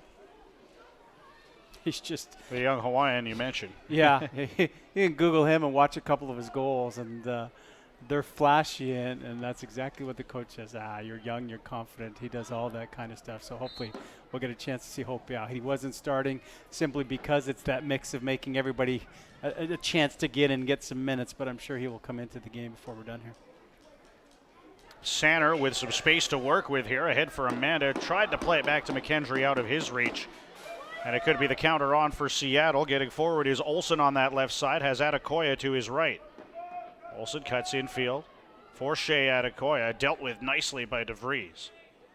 Threat may not be over, though. Comes to Para, wide on the right side. Irvin Para. Back for Mathers with his right foot. Headed on, and Ritchie makes the save as David Olson knocks that goalwards with his noggin, and Ritchie grabs it. Decent job by the Caps to hold up that early attack, but well done by Seattle. And Spencer Ritchie right on that. More of a flick of a header rather than changing any direction for them. But again, earlier Thomas Sander with an opportunity. There's some openings in the backer. I think we'll see one more.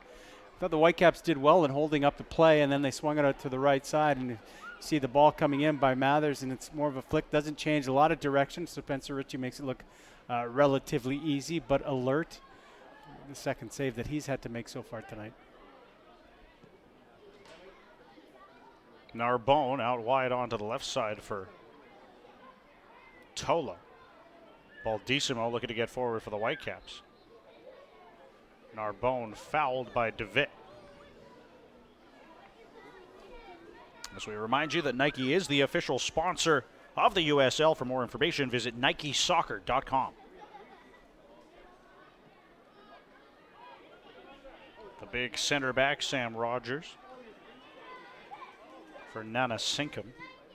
Rogers probably with the best chance so far in this game, really, for Seattle with that ball. Shot over the bar. Shot over the bar. Here's another chance here, though. Blocked away by DeVries off the left foot of Para. Narbonne finds Tolo on that left side again. Dispossessed by Baldissimo.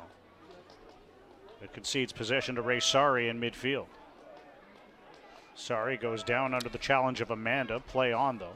Great work by Amanda. I mean, he gets called for the foul there, but he just ran about 60 yards all the way across the field, got his foot on the ball, and this young guy just keeps on chugging and chugging, and it's not all give me the ball on my feet. When he loses the ball, he's as excited and as anxious to go get it back. McKendry looking to receive the pass there. Instead, it's Narbonne back the other way for Mathers. Couldn't take a shot there. Closed down nicely. Tolo wide on that left side will curl it in with his left foot over the head of Para, and Nana Sinkum out to get it on the right flank. Para with his left foot curls it in, headed away by DeVitt. And this will be a Sounders FC2 corner kick. Still 1-0 for Vancouver now in the 62nd minute. Declan Wynn with the lone goal of the match. That came back in the 13th minute. Mathers, who has taken the majority of the set pieces for Seattle, to deliver that one in. Punched out by Ritchie, and here's McKendry with Amanda ahead of him. Leaves for DeVitt. And McKendry down in a heap, and quite a bit of discomfort there off the ball. Play continuing forward for Seattle as McKendry continues to writhe in pain. Down on his knees, and I'll be interested to see if somebody puts the ball out here. Foul against Amanda as McKendry regains his feet. I think they were waiting for the Sounders to play the ball out because it looked like Ben was going to be down for a while. So look at that corner, and again, Spencer Ritchie coming out into traffic, just does get a fist on it, and it looked like the Whitecaps could be gone, and the first touch on Ben just gets away from him right there, and then he has to stretch to get it. He knew that he had Gloria Amanda on the left side, kind of took a peek up, but that's when the ball got away from him, and thus the foul, but he looks to be all right. Mathers with the long ball, Ritchie out to punch, couldn't clear it cleanly, and then the shot attempt is blocked. It was Narbonne looking to test Ritchie. Yeah, I think Narbonne had a little bit of an open net there too, trying to get it through. David Norman getting really tight to him and getting in front of that one. Seiler with a burst of speed up that right wing. Forward towards Sander, dealt with by Nuhu Tolo.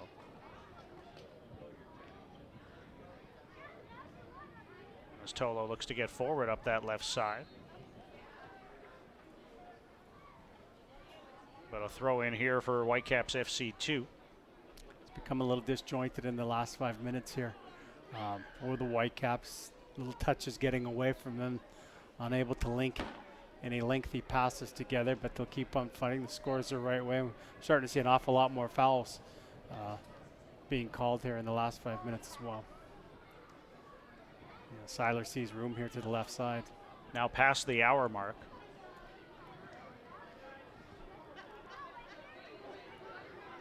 As you said, disjointed a little bit here. Seattle still needing a goal. Great touch by Sven de Vet to turn around, and a nice turn by Ben McKendry. This looked better. Baldissimo up the right side. Looking for Amanda, headed away. Sanner couldn't take it down, and Tolo will dart across to keep it in play.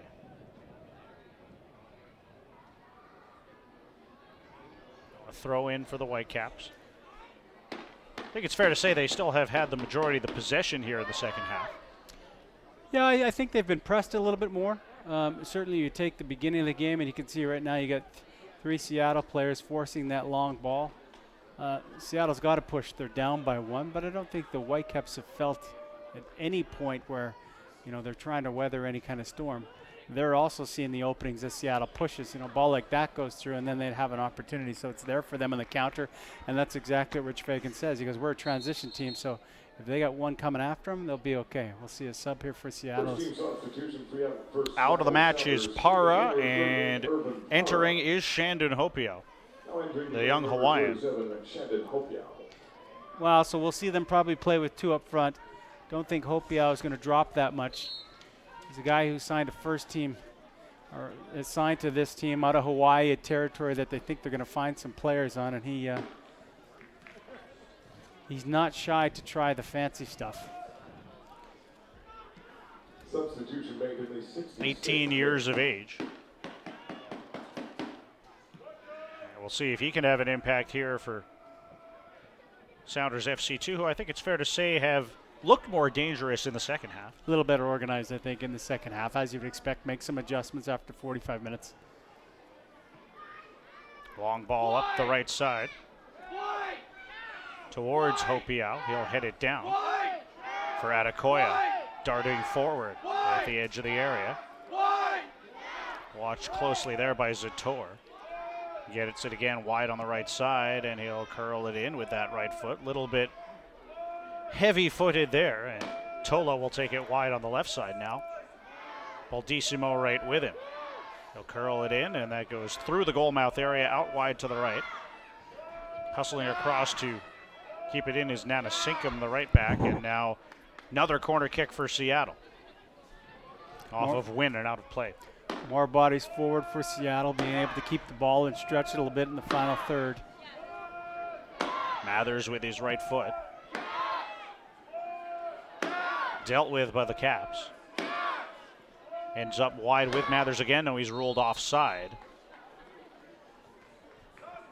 Love to see the kilometers tracked in this game when it's done by Gloria Amanda. Even Sven de Vet early on here, but it just seems like Amanda defensively is all over the place. Substitution now for the Whitecaps as well. Zator is leaving. Andy Toma to come in. Now entering the game, number 44, Andy Toma. Toma, formerly of Timbers too, was the 24th overall pick in the 2015 MLS Super Draft from New Mexico, 23 years of age. Yeah, he'll... Wonder if this will mean a change of the look at the back here, or whether he'll just slot in like for like in that left back spot. Yeah, I think he's talking right now with Wynn that he might go a little bit on the outside. We'll have to see that. Toma played with Spencer Ritchie down in Washington. So, get some experience. And again, it's about giving minutes to everybody. Boy, late foul there. It's a Seattle player that's rolling around, but the foul was called on Seattle. I think they caught Rogers on something, or if not, he's at least complaining about it. It's Narbonne having to try and run that one off. Another look at it here. Yeah, I think Tanner was kind of in an arm lock there with the defender, arm over his shoulder, not giving him any space to get that. And Alan Roosh saw that. See what Ben McKendry can do here from 38 yards out.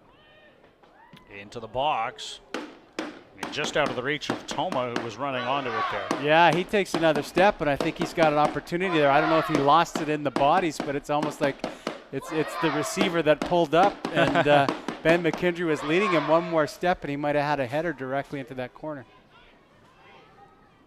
McKendry forced out of play by Narbonne. Ben's been fighting it a bit today. You know what? Some of his touches gotten away from him, but what he's not doing there, he's playing with the physical edge with some of his tackles. And, you know, if everyone has those days, but if that's not working for you, you find something it is. And I think, you know, he's made sure from a defensive standpoint and from a physical standpoint that, you know, he's trying to put a stamp on this game. Can't argue with his work rate. No, I think that's the and he hasn't been booked yet either, so he's played physically, but he and he's hasn't been penalized for it. A little higher up in the park than he normally would, too, so an adjustment at that point. Tolo wide on the left. Couldn't get around Baldissimo, who's acquitted himself well, playing further back, particularly in the second half, almost like a right back. He's been tracking back to help out the defensive three. Well, he's played well, and just a little touch like that to spring Amanda. It's great work by Baldissimo. Sanner gets it on the right side, drops it back for David Norman. Towards McKendry, has a hit with his right foot, stopped by Miller, but good transition play there from the Whitecaps, creates the opportunity for Ben McKendry. Yeah, well played. David Norman even had more space in front of him, but Junior decided to see McKendry, and great touch by McKendry there, his first touch, putting it on his right foot. And hit it well and make that keeper make that save. And Tyler Miller is there. Didn't look that difficult, but if he's not ready to go, they have something. Sam DeVitt benefits from the work of Gloria Amanda there. Whitecaps back in possession. Conceded, though, and Sounders looking to get up the park. DeVitt recovers to dispossess Adekoya. Sounders much quicker in defense and getting on the ball. There was just too much time for the Whitecaps in the opening 45 minutes. Now they have to move the ball quicker to find their space. They've done it a few times, but just there, Sven DeWitt just didn't have that extra half second that was there for him in the first half. And now in the 71st minute, you think that the intensity could ratchet up even further, as you know that Seattle will want to push for an equalizer. Well, and then so here you got your transition. Take advantage of something like this. McKendry tries to make that cross. Maybe not the best decision at that point, but there'll be chances for the Whitecaps. Now here's Norman again for Amanda. He's going to have a go from distance, blocked away by Tolo. Falls wide to McKendry. He's back into midfield for Baldissimo. And Cole Seiler spots Amanda ahead of him.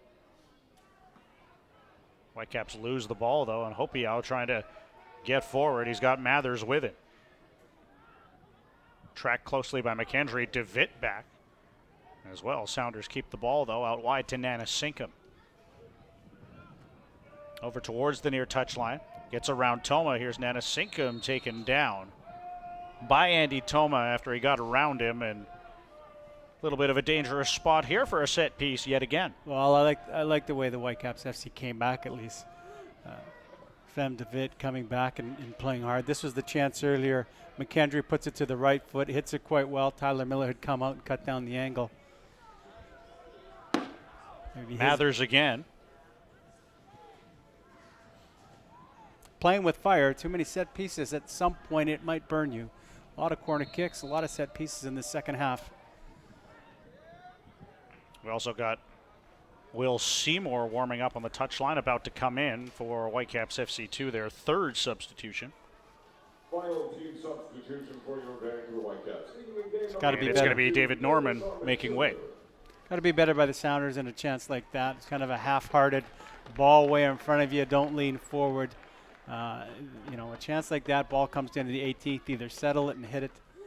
It's kind of like a half-hearted effort that floats about 10 feet above the bar. Be happy. They've seen a lot of that with the finish of Seattle. They've had some chances where a little more relaxed, a little more technical.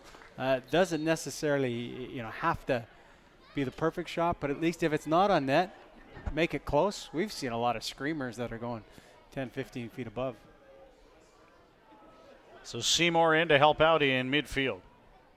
Well, the veteran presence of Seymour. You get another 73 minutes in the second game of his pro career for David Norman Jr. Again, physical package.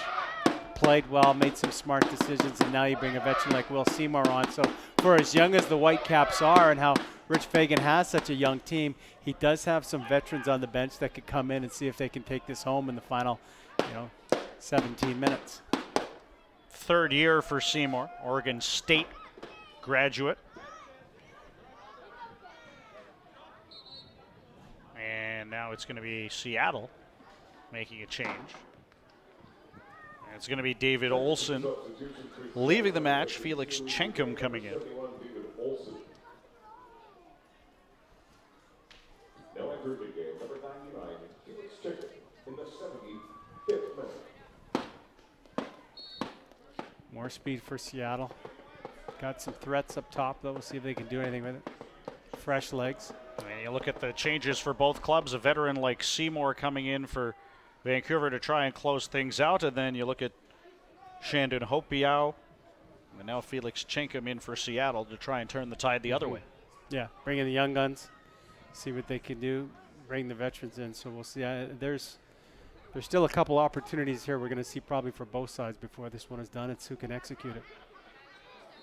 And last season in particular, with the Whitecaps FC2, one of the trademarks was that we saw a number of exciting finishes and games change in the final moments in both directions, good and bad for this club. So yeah, it was, and getting to that final at UBC, their first home playoff game, they waited to the dying moments to win that in a little better position. But that's part of the game, learning how to hold on to a one-goal lead, learning to fight back if you're down.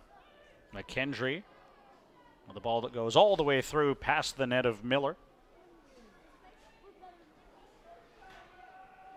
Credit to the crowd here. It turned out to be a really good crowd here at McLeod Park on a chilly soccer day. Get the Tukes out.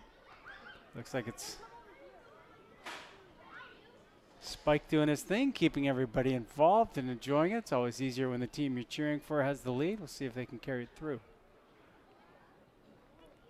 Seymour and Sander doing work on the far side there.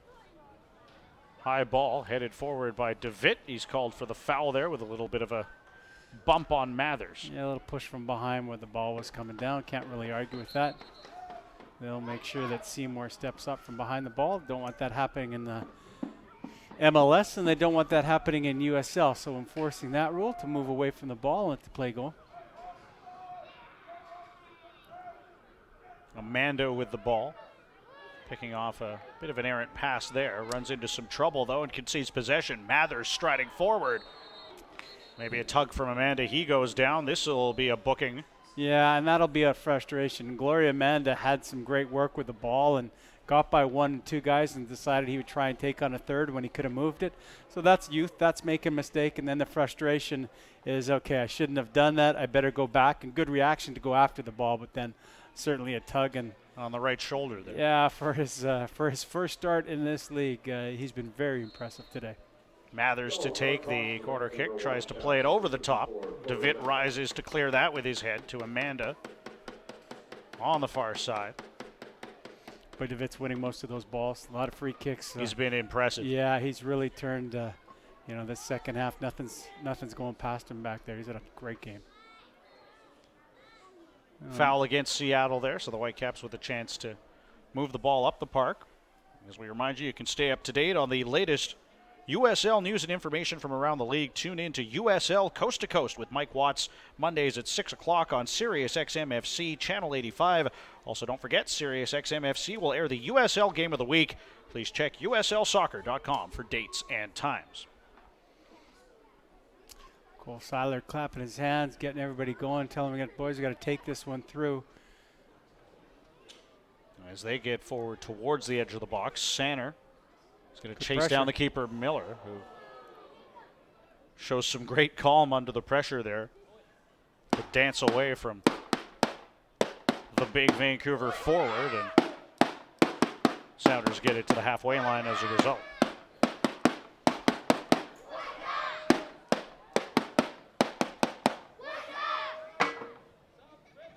Now here's possession conceded, and Seymour thought he was going to be away to the races there for a moment, but called for the foul. Well, can't fault him on pressing up, but yeah, did a little too much. But I like the fact that the Whitecaps are still showing that the chase by Sander, Seymour pushing up, that those up top are pressing and starting to defend up there, trying to get that ball back as quickly as possible, because it's Seattle that's pushing a little bit.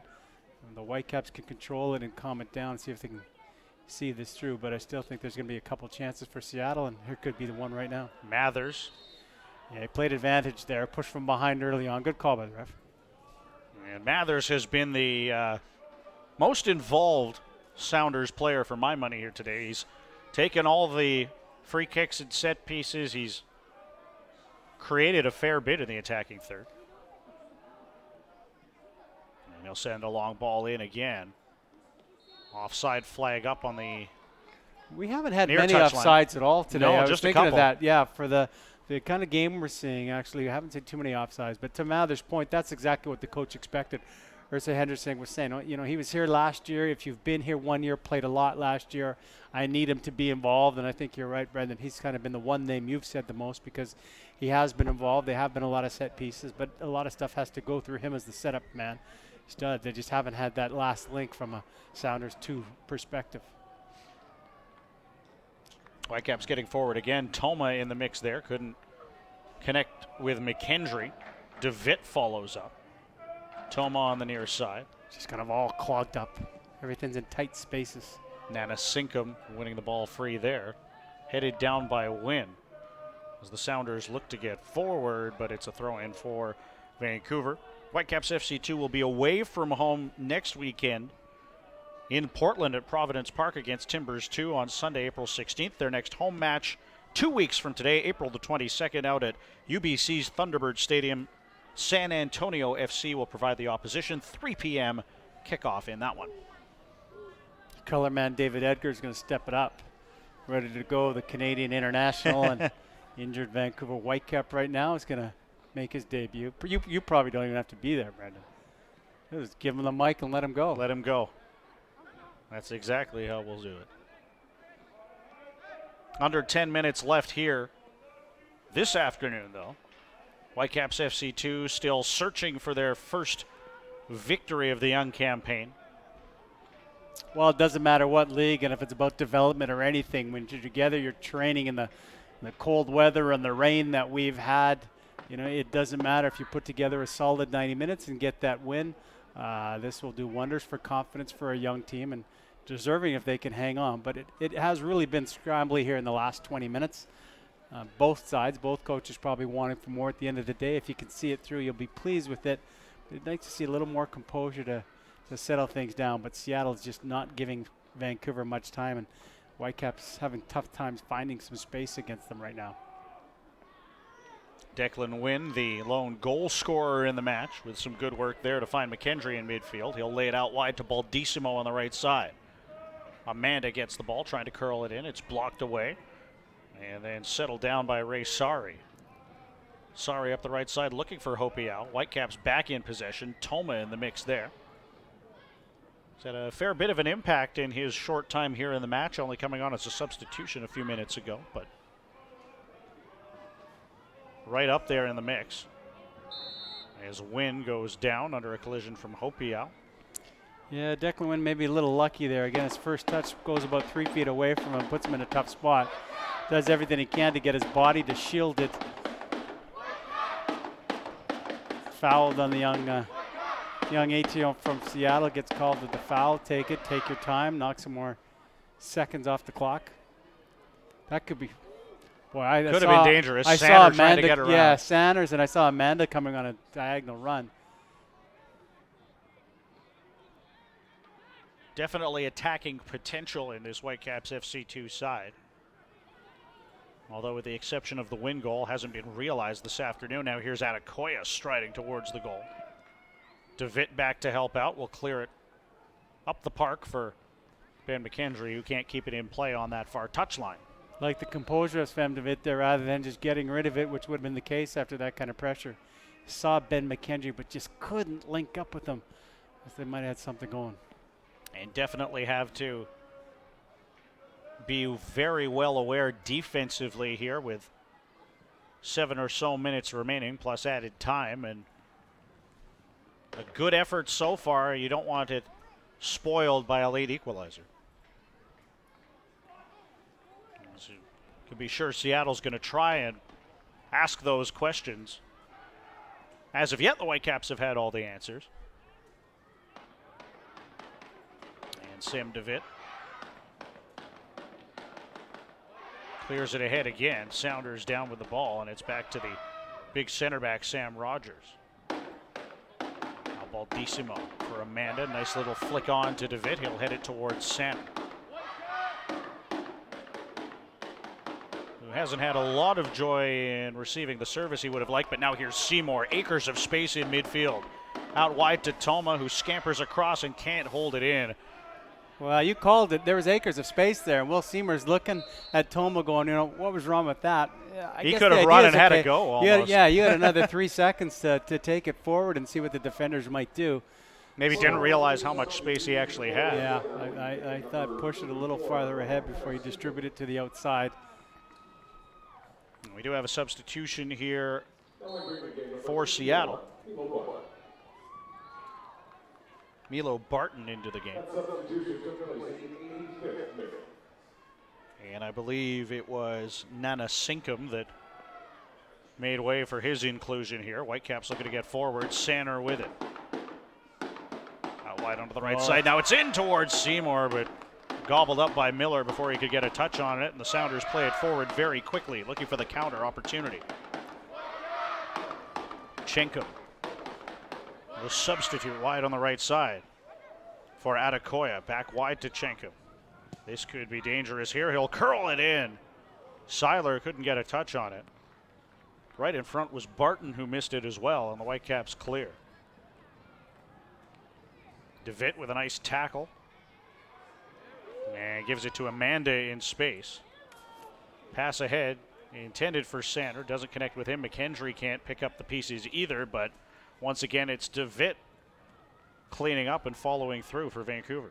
They need to find one of those veterans to calm things down. That's a good ball by McKendry, and now space for Amanda. And here he is on the right side, curls it in towards Sander. Instead it falls to Toma, and he'll head it into the back of goal. That is the insurance marker Vancouver was looking for. 2-0 for Whitecaps FC2. You need the veterans, and in the middle of the park there was Van DeVitt and Ben McKendry, who were there, tried to stay calm on the ball because they haven't done a lot of that. They get it up to Gloria Amanda, and this kid has just been running miles and miles, makes the great cross in there. I thought he might have been looking for Thomas Sander, but it was Toma who was reading it and was able to take that step towards the ball. Great header. Tyler Miller does well and actually almost makes that save, but full credit for transition in the Whitecaps FC2 to probably put this one away with 4 minutes left and to go up 2-0. Toma's first goal of the campaign. The third goal for Vancouver this season.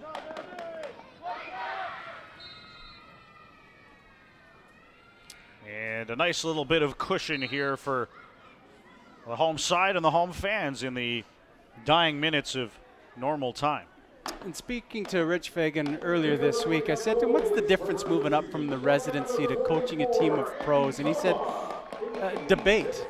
I have an idea, and some of these guys will come back to me and say, but what about this? So he goes, it's the exchange of ideas. I mean, he'll have last say, but that's a great thing for a young coach to do. What I see in his effort today is, boy, he's gotten everybody coming back like they're young kids.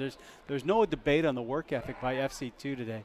They've been coming back, and Ben McKendry running heaps with Amanda and DeVitt. So I think it's a league about developing, but when you see the effort they have from so many of these young guys and a nice sprinkle in from the veterans, it could be a very successful year for a team where it's not built on success, it's built on development.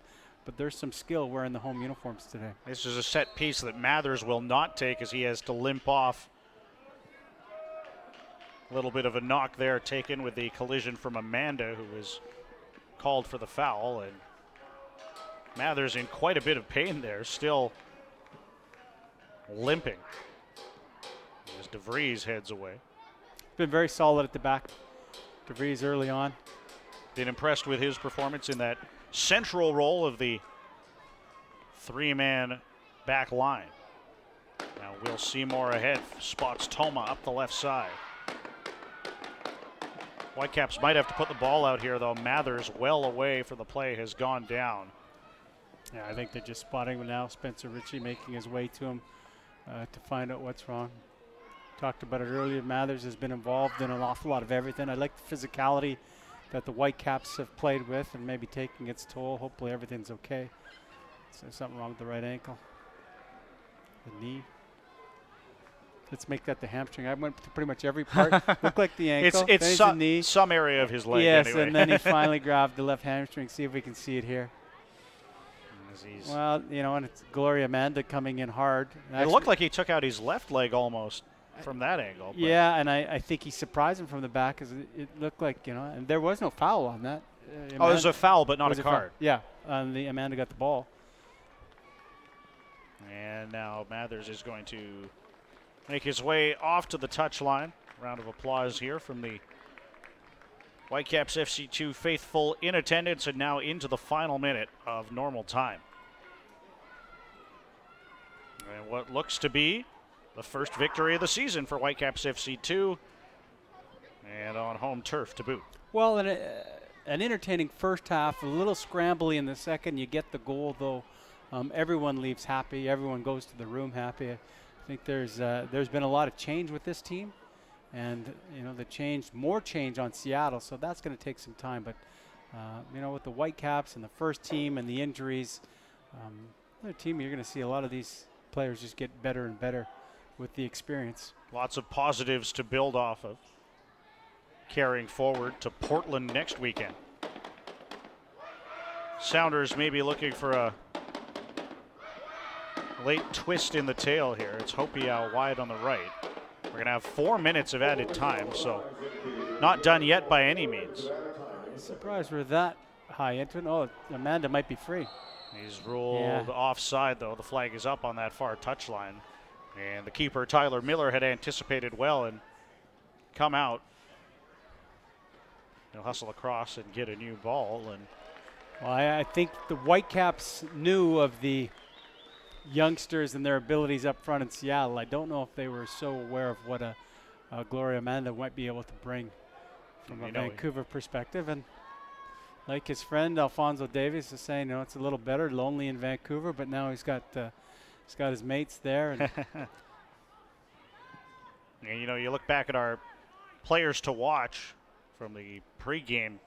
Adekoya has had very little impact on this match, so that speaks to the good defensive performance for Whitecaps FC2. And Ben McKendry has been involved in a physical and maybe more of a leadership role, but for the guy that came into the match as the only Whitecaps FC2 player to score a professional goal, hasn't been hugely involved in the offensive part of the game. Well, it's little things like that. Ben making it difficult. He played a little higher up than he's used to with the number one team, but sitting just in front of that back four, making it difficult for a lot of people. I think he's left his mark on the game. For me, Sven de Witt had such a strong first half, doing more with the ball than I thought he would, and then has settled back and won so many balls in his own box here in the second half. He's been great, and Gloria Amanda, I've just kind of smiled to see how much he's running and doing and creating, and when he makes the mistake, he's going back and making it work. I mean, you're looking at a guy who's never played a pro game before as far as the start is concerned, and he looks like he's been doing it for a long time. Very nice delivery on the Toma goal from wide on that right side from Amanda.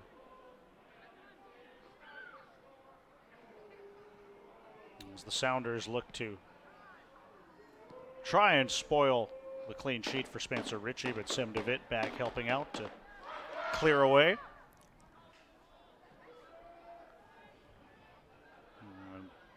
Can imagine not too much time left here on the referee's watch. No, Seattle playing the long balls, and the Whitecaps are composed back there and able to handle anything that's been coming up in the air. This might be their best chance. Mathers to Barton down the left side, just wide of the right post. One of the most dangerous offensive flurries for Seattle of the entire match, and it was Mathers at the midst of it, springing Barton up the left side. He couldn't hit the target, though. Well, they haven't been successful in the air for the first 89 minutes. Anytime they've had something, it's been through diagonal runs and playing the ball on the ground, and maybe a little too late to be thinking that that's maybe the one way to break through. But like you said, Brendan, that's their best opportunity, but coming a little too late. Foul against Seattle. Free kick for Vancouver, and opportunity to take a few more seconds off the clock.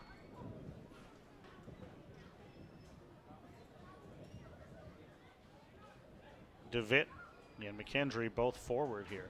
A nice little touch. Here's McKendry with his right foot, and he scores to make it 3-0 Vancouver. And There he is, the player to watch for Vancouver Whitecaps FC2, has an offensive impact in the dying seconds. Ben McKendry makes it 3-0 Vancouver. Well, when this game started, we talked about Ben McKendry was the only guy in the starting 11 who had scored a pro goal. Now we can add to it, and now we can say he's the only guy who's got 2 pro goals. I thought Ben would fire it across. I thought he might have played that ball across as he had Sander and Toma, but good on him to say, I'm burying my head, let it go, catches it really well. Tyler Miller gets a piece of it, but not enough. And full credit for Ben, did a lot of work today, gets that goal, gives him more confidence in that role that he's playing, and probably the last shot of the game. I think that's it from the whistle. As Alain Rook will blow the final whistle, and a decisive 3-0 victory for Vancouver Whitecaps FC2 at McLeod Athletic Park. Their first home match of the 2017 season, and it's one that will send the fans in attendance home happy. Well, full credit. I mean, we knew what this team was. It was a very young team against maybe even a younger team in Seattle FC2, and the Whitecaps had these players who've worked very hard for the last couple months. They have their home debut. For some of them grew up playing in this city, so a chance to impress, and indeed they did. I thought they had a great opening 15 minutes. They score early on in that Declan Wynn goal. It gives them some experience, and then full credit for them. Everybody will be happy in a Whitecaps FC2 uniform with that 3-0 win. 3-0 is the final. We'll be back with the final stats and highlights in just a moment from McLeod Athletic Park in Langley.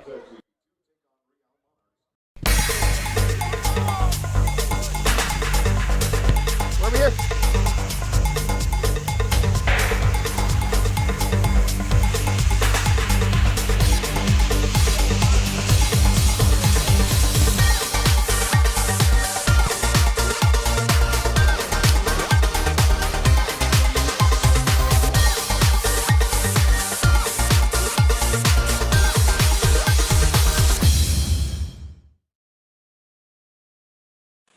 It's not always about wins, losses, draws, added time, missed tackles, clearances, possession, rivalries, goals, and assists. Sometimes it's about the people and the stories that shape them.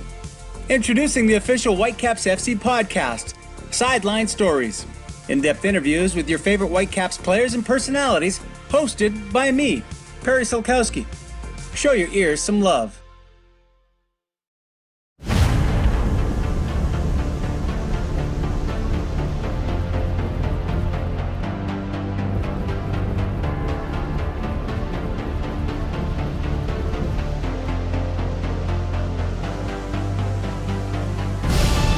We've raised the stakes. Expectations are high. Our biggest season yet will break records with elite players and future stars. Innovative technology and new homes. We're growing the game in our communities and across the nation. Are you ready?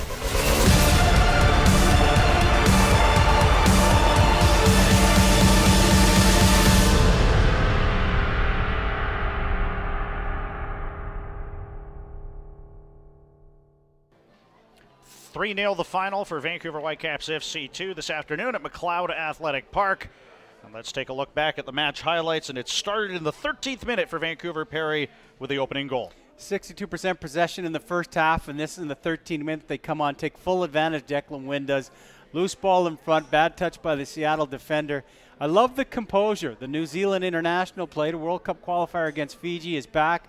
Just lots at home, nothing Tyler Miller can do. A very good start for Whitecaps FC at that point. Was a physical match, though, and some bookings there. Cole Seiler boots the ball away there after taking down Mathers. Well, they played 3 at the back, so Cole was really on the ball in the first little bit, but that one maybe for kicking the ball away. But the Whitecaps were physical in the back end. They had some yellow cards, some good tackles. Spencer Ritchie very alert, making that save off the header, and then Spencer Ritchie coming out. A lot of corners he had to face, and they managed it very well, whether it's getting the head on the ball or Spencer taking control of his area. McKendry would score from about that same spot later on in the match, but was stopped by Tyler Miller on that opportunity. Yeah, McKendry very involved in this game, as was young Gloria Amanda. This may be one of the things he didn't want back. That was frustration. I thought the young man making his first start in in this league was great. And here he is. He's the setup guy in the goal by Andy Toma. 86th minute, a chance to catch a breath for Whitecaps FC. They take advantage of quick transition. Good ball. Toma, good finish. And the Whitecaps at that point, FC2 realized they can have a breath and take the lead. Ben McKendry, very physical, and 90 minutes plus. 94th minute, McKendry decides, I'm going to bury my head and bury this ball, and he wins it. 3 goals and a very impressive debut for this 2017 Whitecaps FC2. Rich Fagan from the area, Maple Ridge, lots of family and friends around, so everyone will lead McLeod Park here in Langley, pleased with what they've done. As we take a look at the full match stats there, 5 shots on target for the Whitecaps. They score 3 times. The edge in possession as well. Couple of bookings, couple of corner kicks as opposed to the 9 for Seattle. So they had more of the attacking threat throughout the game, but the finishing goes Vancouver, and McKendry adding icing on the cake there in 90 plus 4 minutes. Yeah, statistically it was a big advantage for Whitecaps FC2 in the first half. They were over 60% in possession. A lot of corners for Seattle too, but really no great chances. Spencer Ritchie made some saves, nothing that were top quality because he was really pushed. So the Whitecaps defended very well with the 3 at the back and how they set up for this game, and how the game plan really worked out very well for Rich Fagan. He's got to be pleased with what they put forth today. Spencer Ritchie earns the clean sheet. Whitecaps FC2 earned the 3 points with a 3-0 win over Seattle Sounders FC2 this afternoon at McLeod Athletic Park. For Perry Salkowski, I'm Brendan Batchelor saying thanks for watching today. And the Caps will be on the road next weekend in Portland. 2 weeks from today, back at UBC's Thunderbird Stadium to take on San Antonio FC. But thanks again for watching. Vancouver 3, Seattle 0. Good afternoon from Langley. This copyrighted telecast of the United Soccer League may not be retransmitted, rebroadcast, or reproduced without the express written consent from the United Soccer League.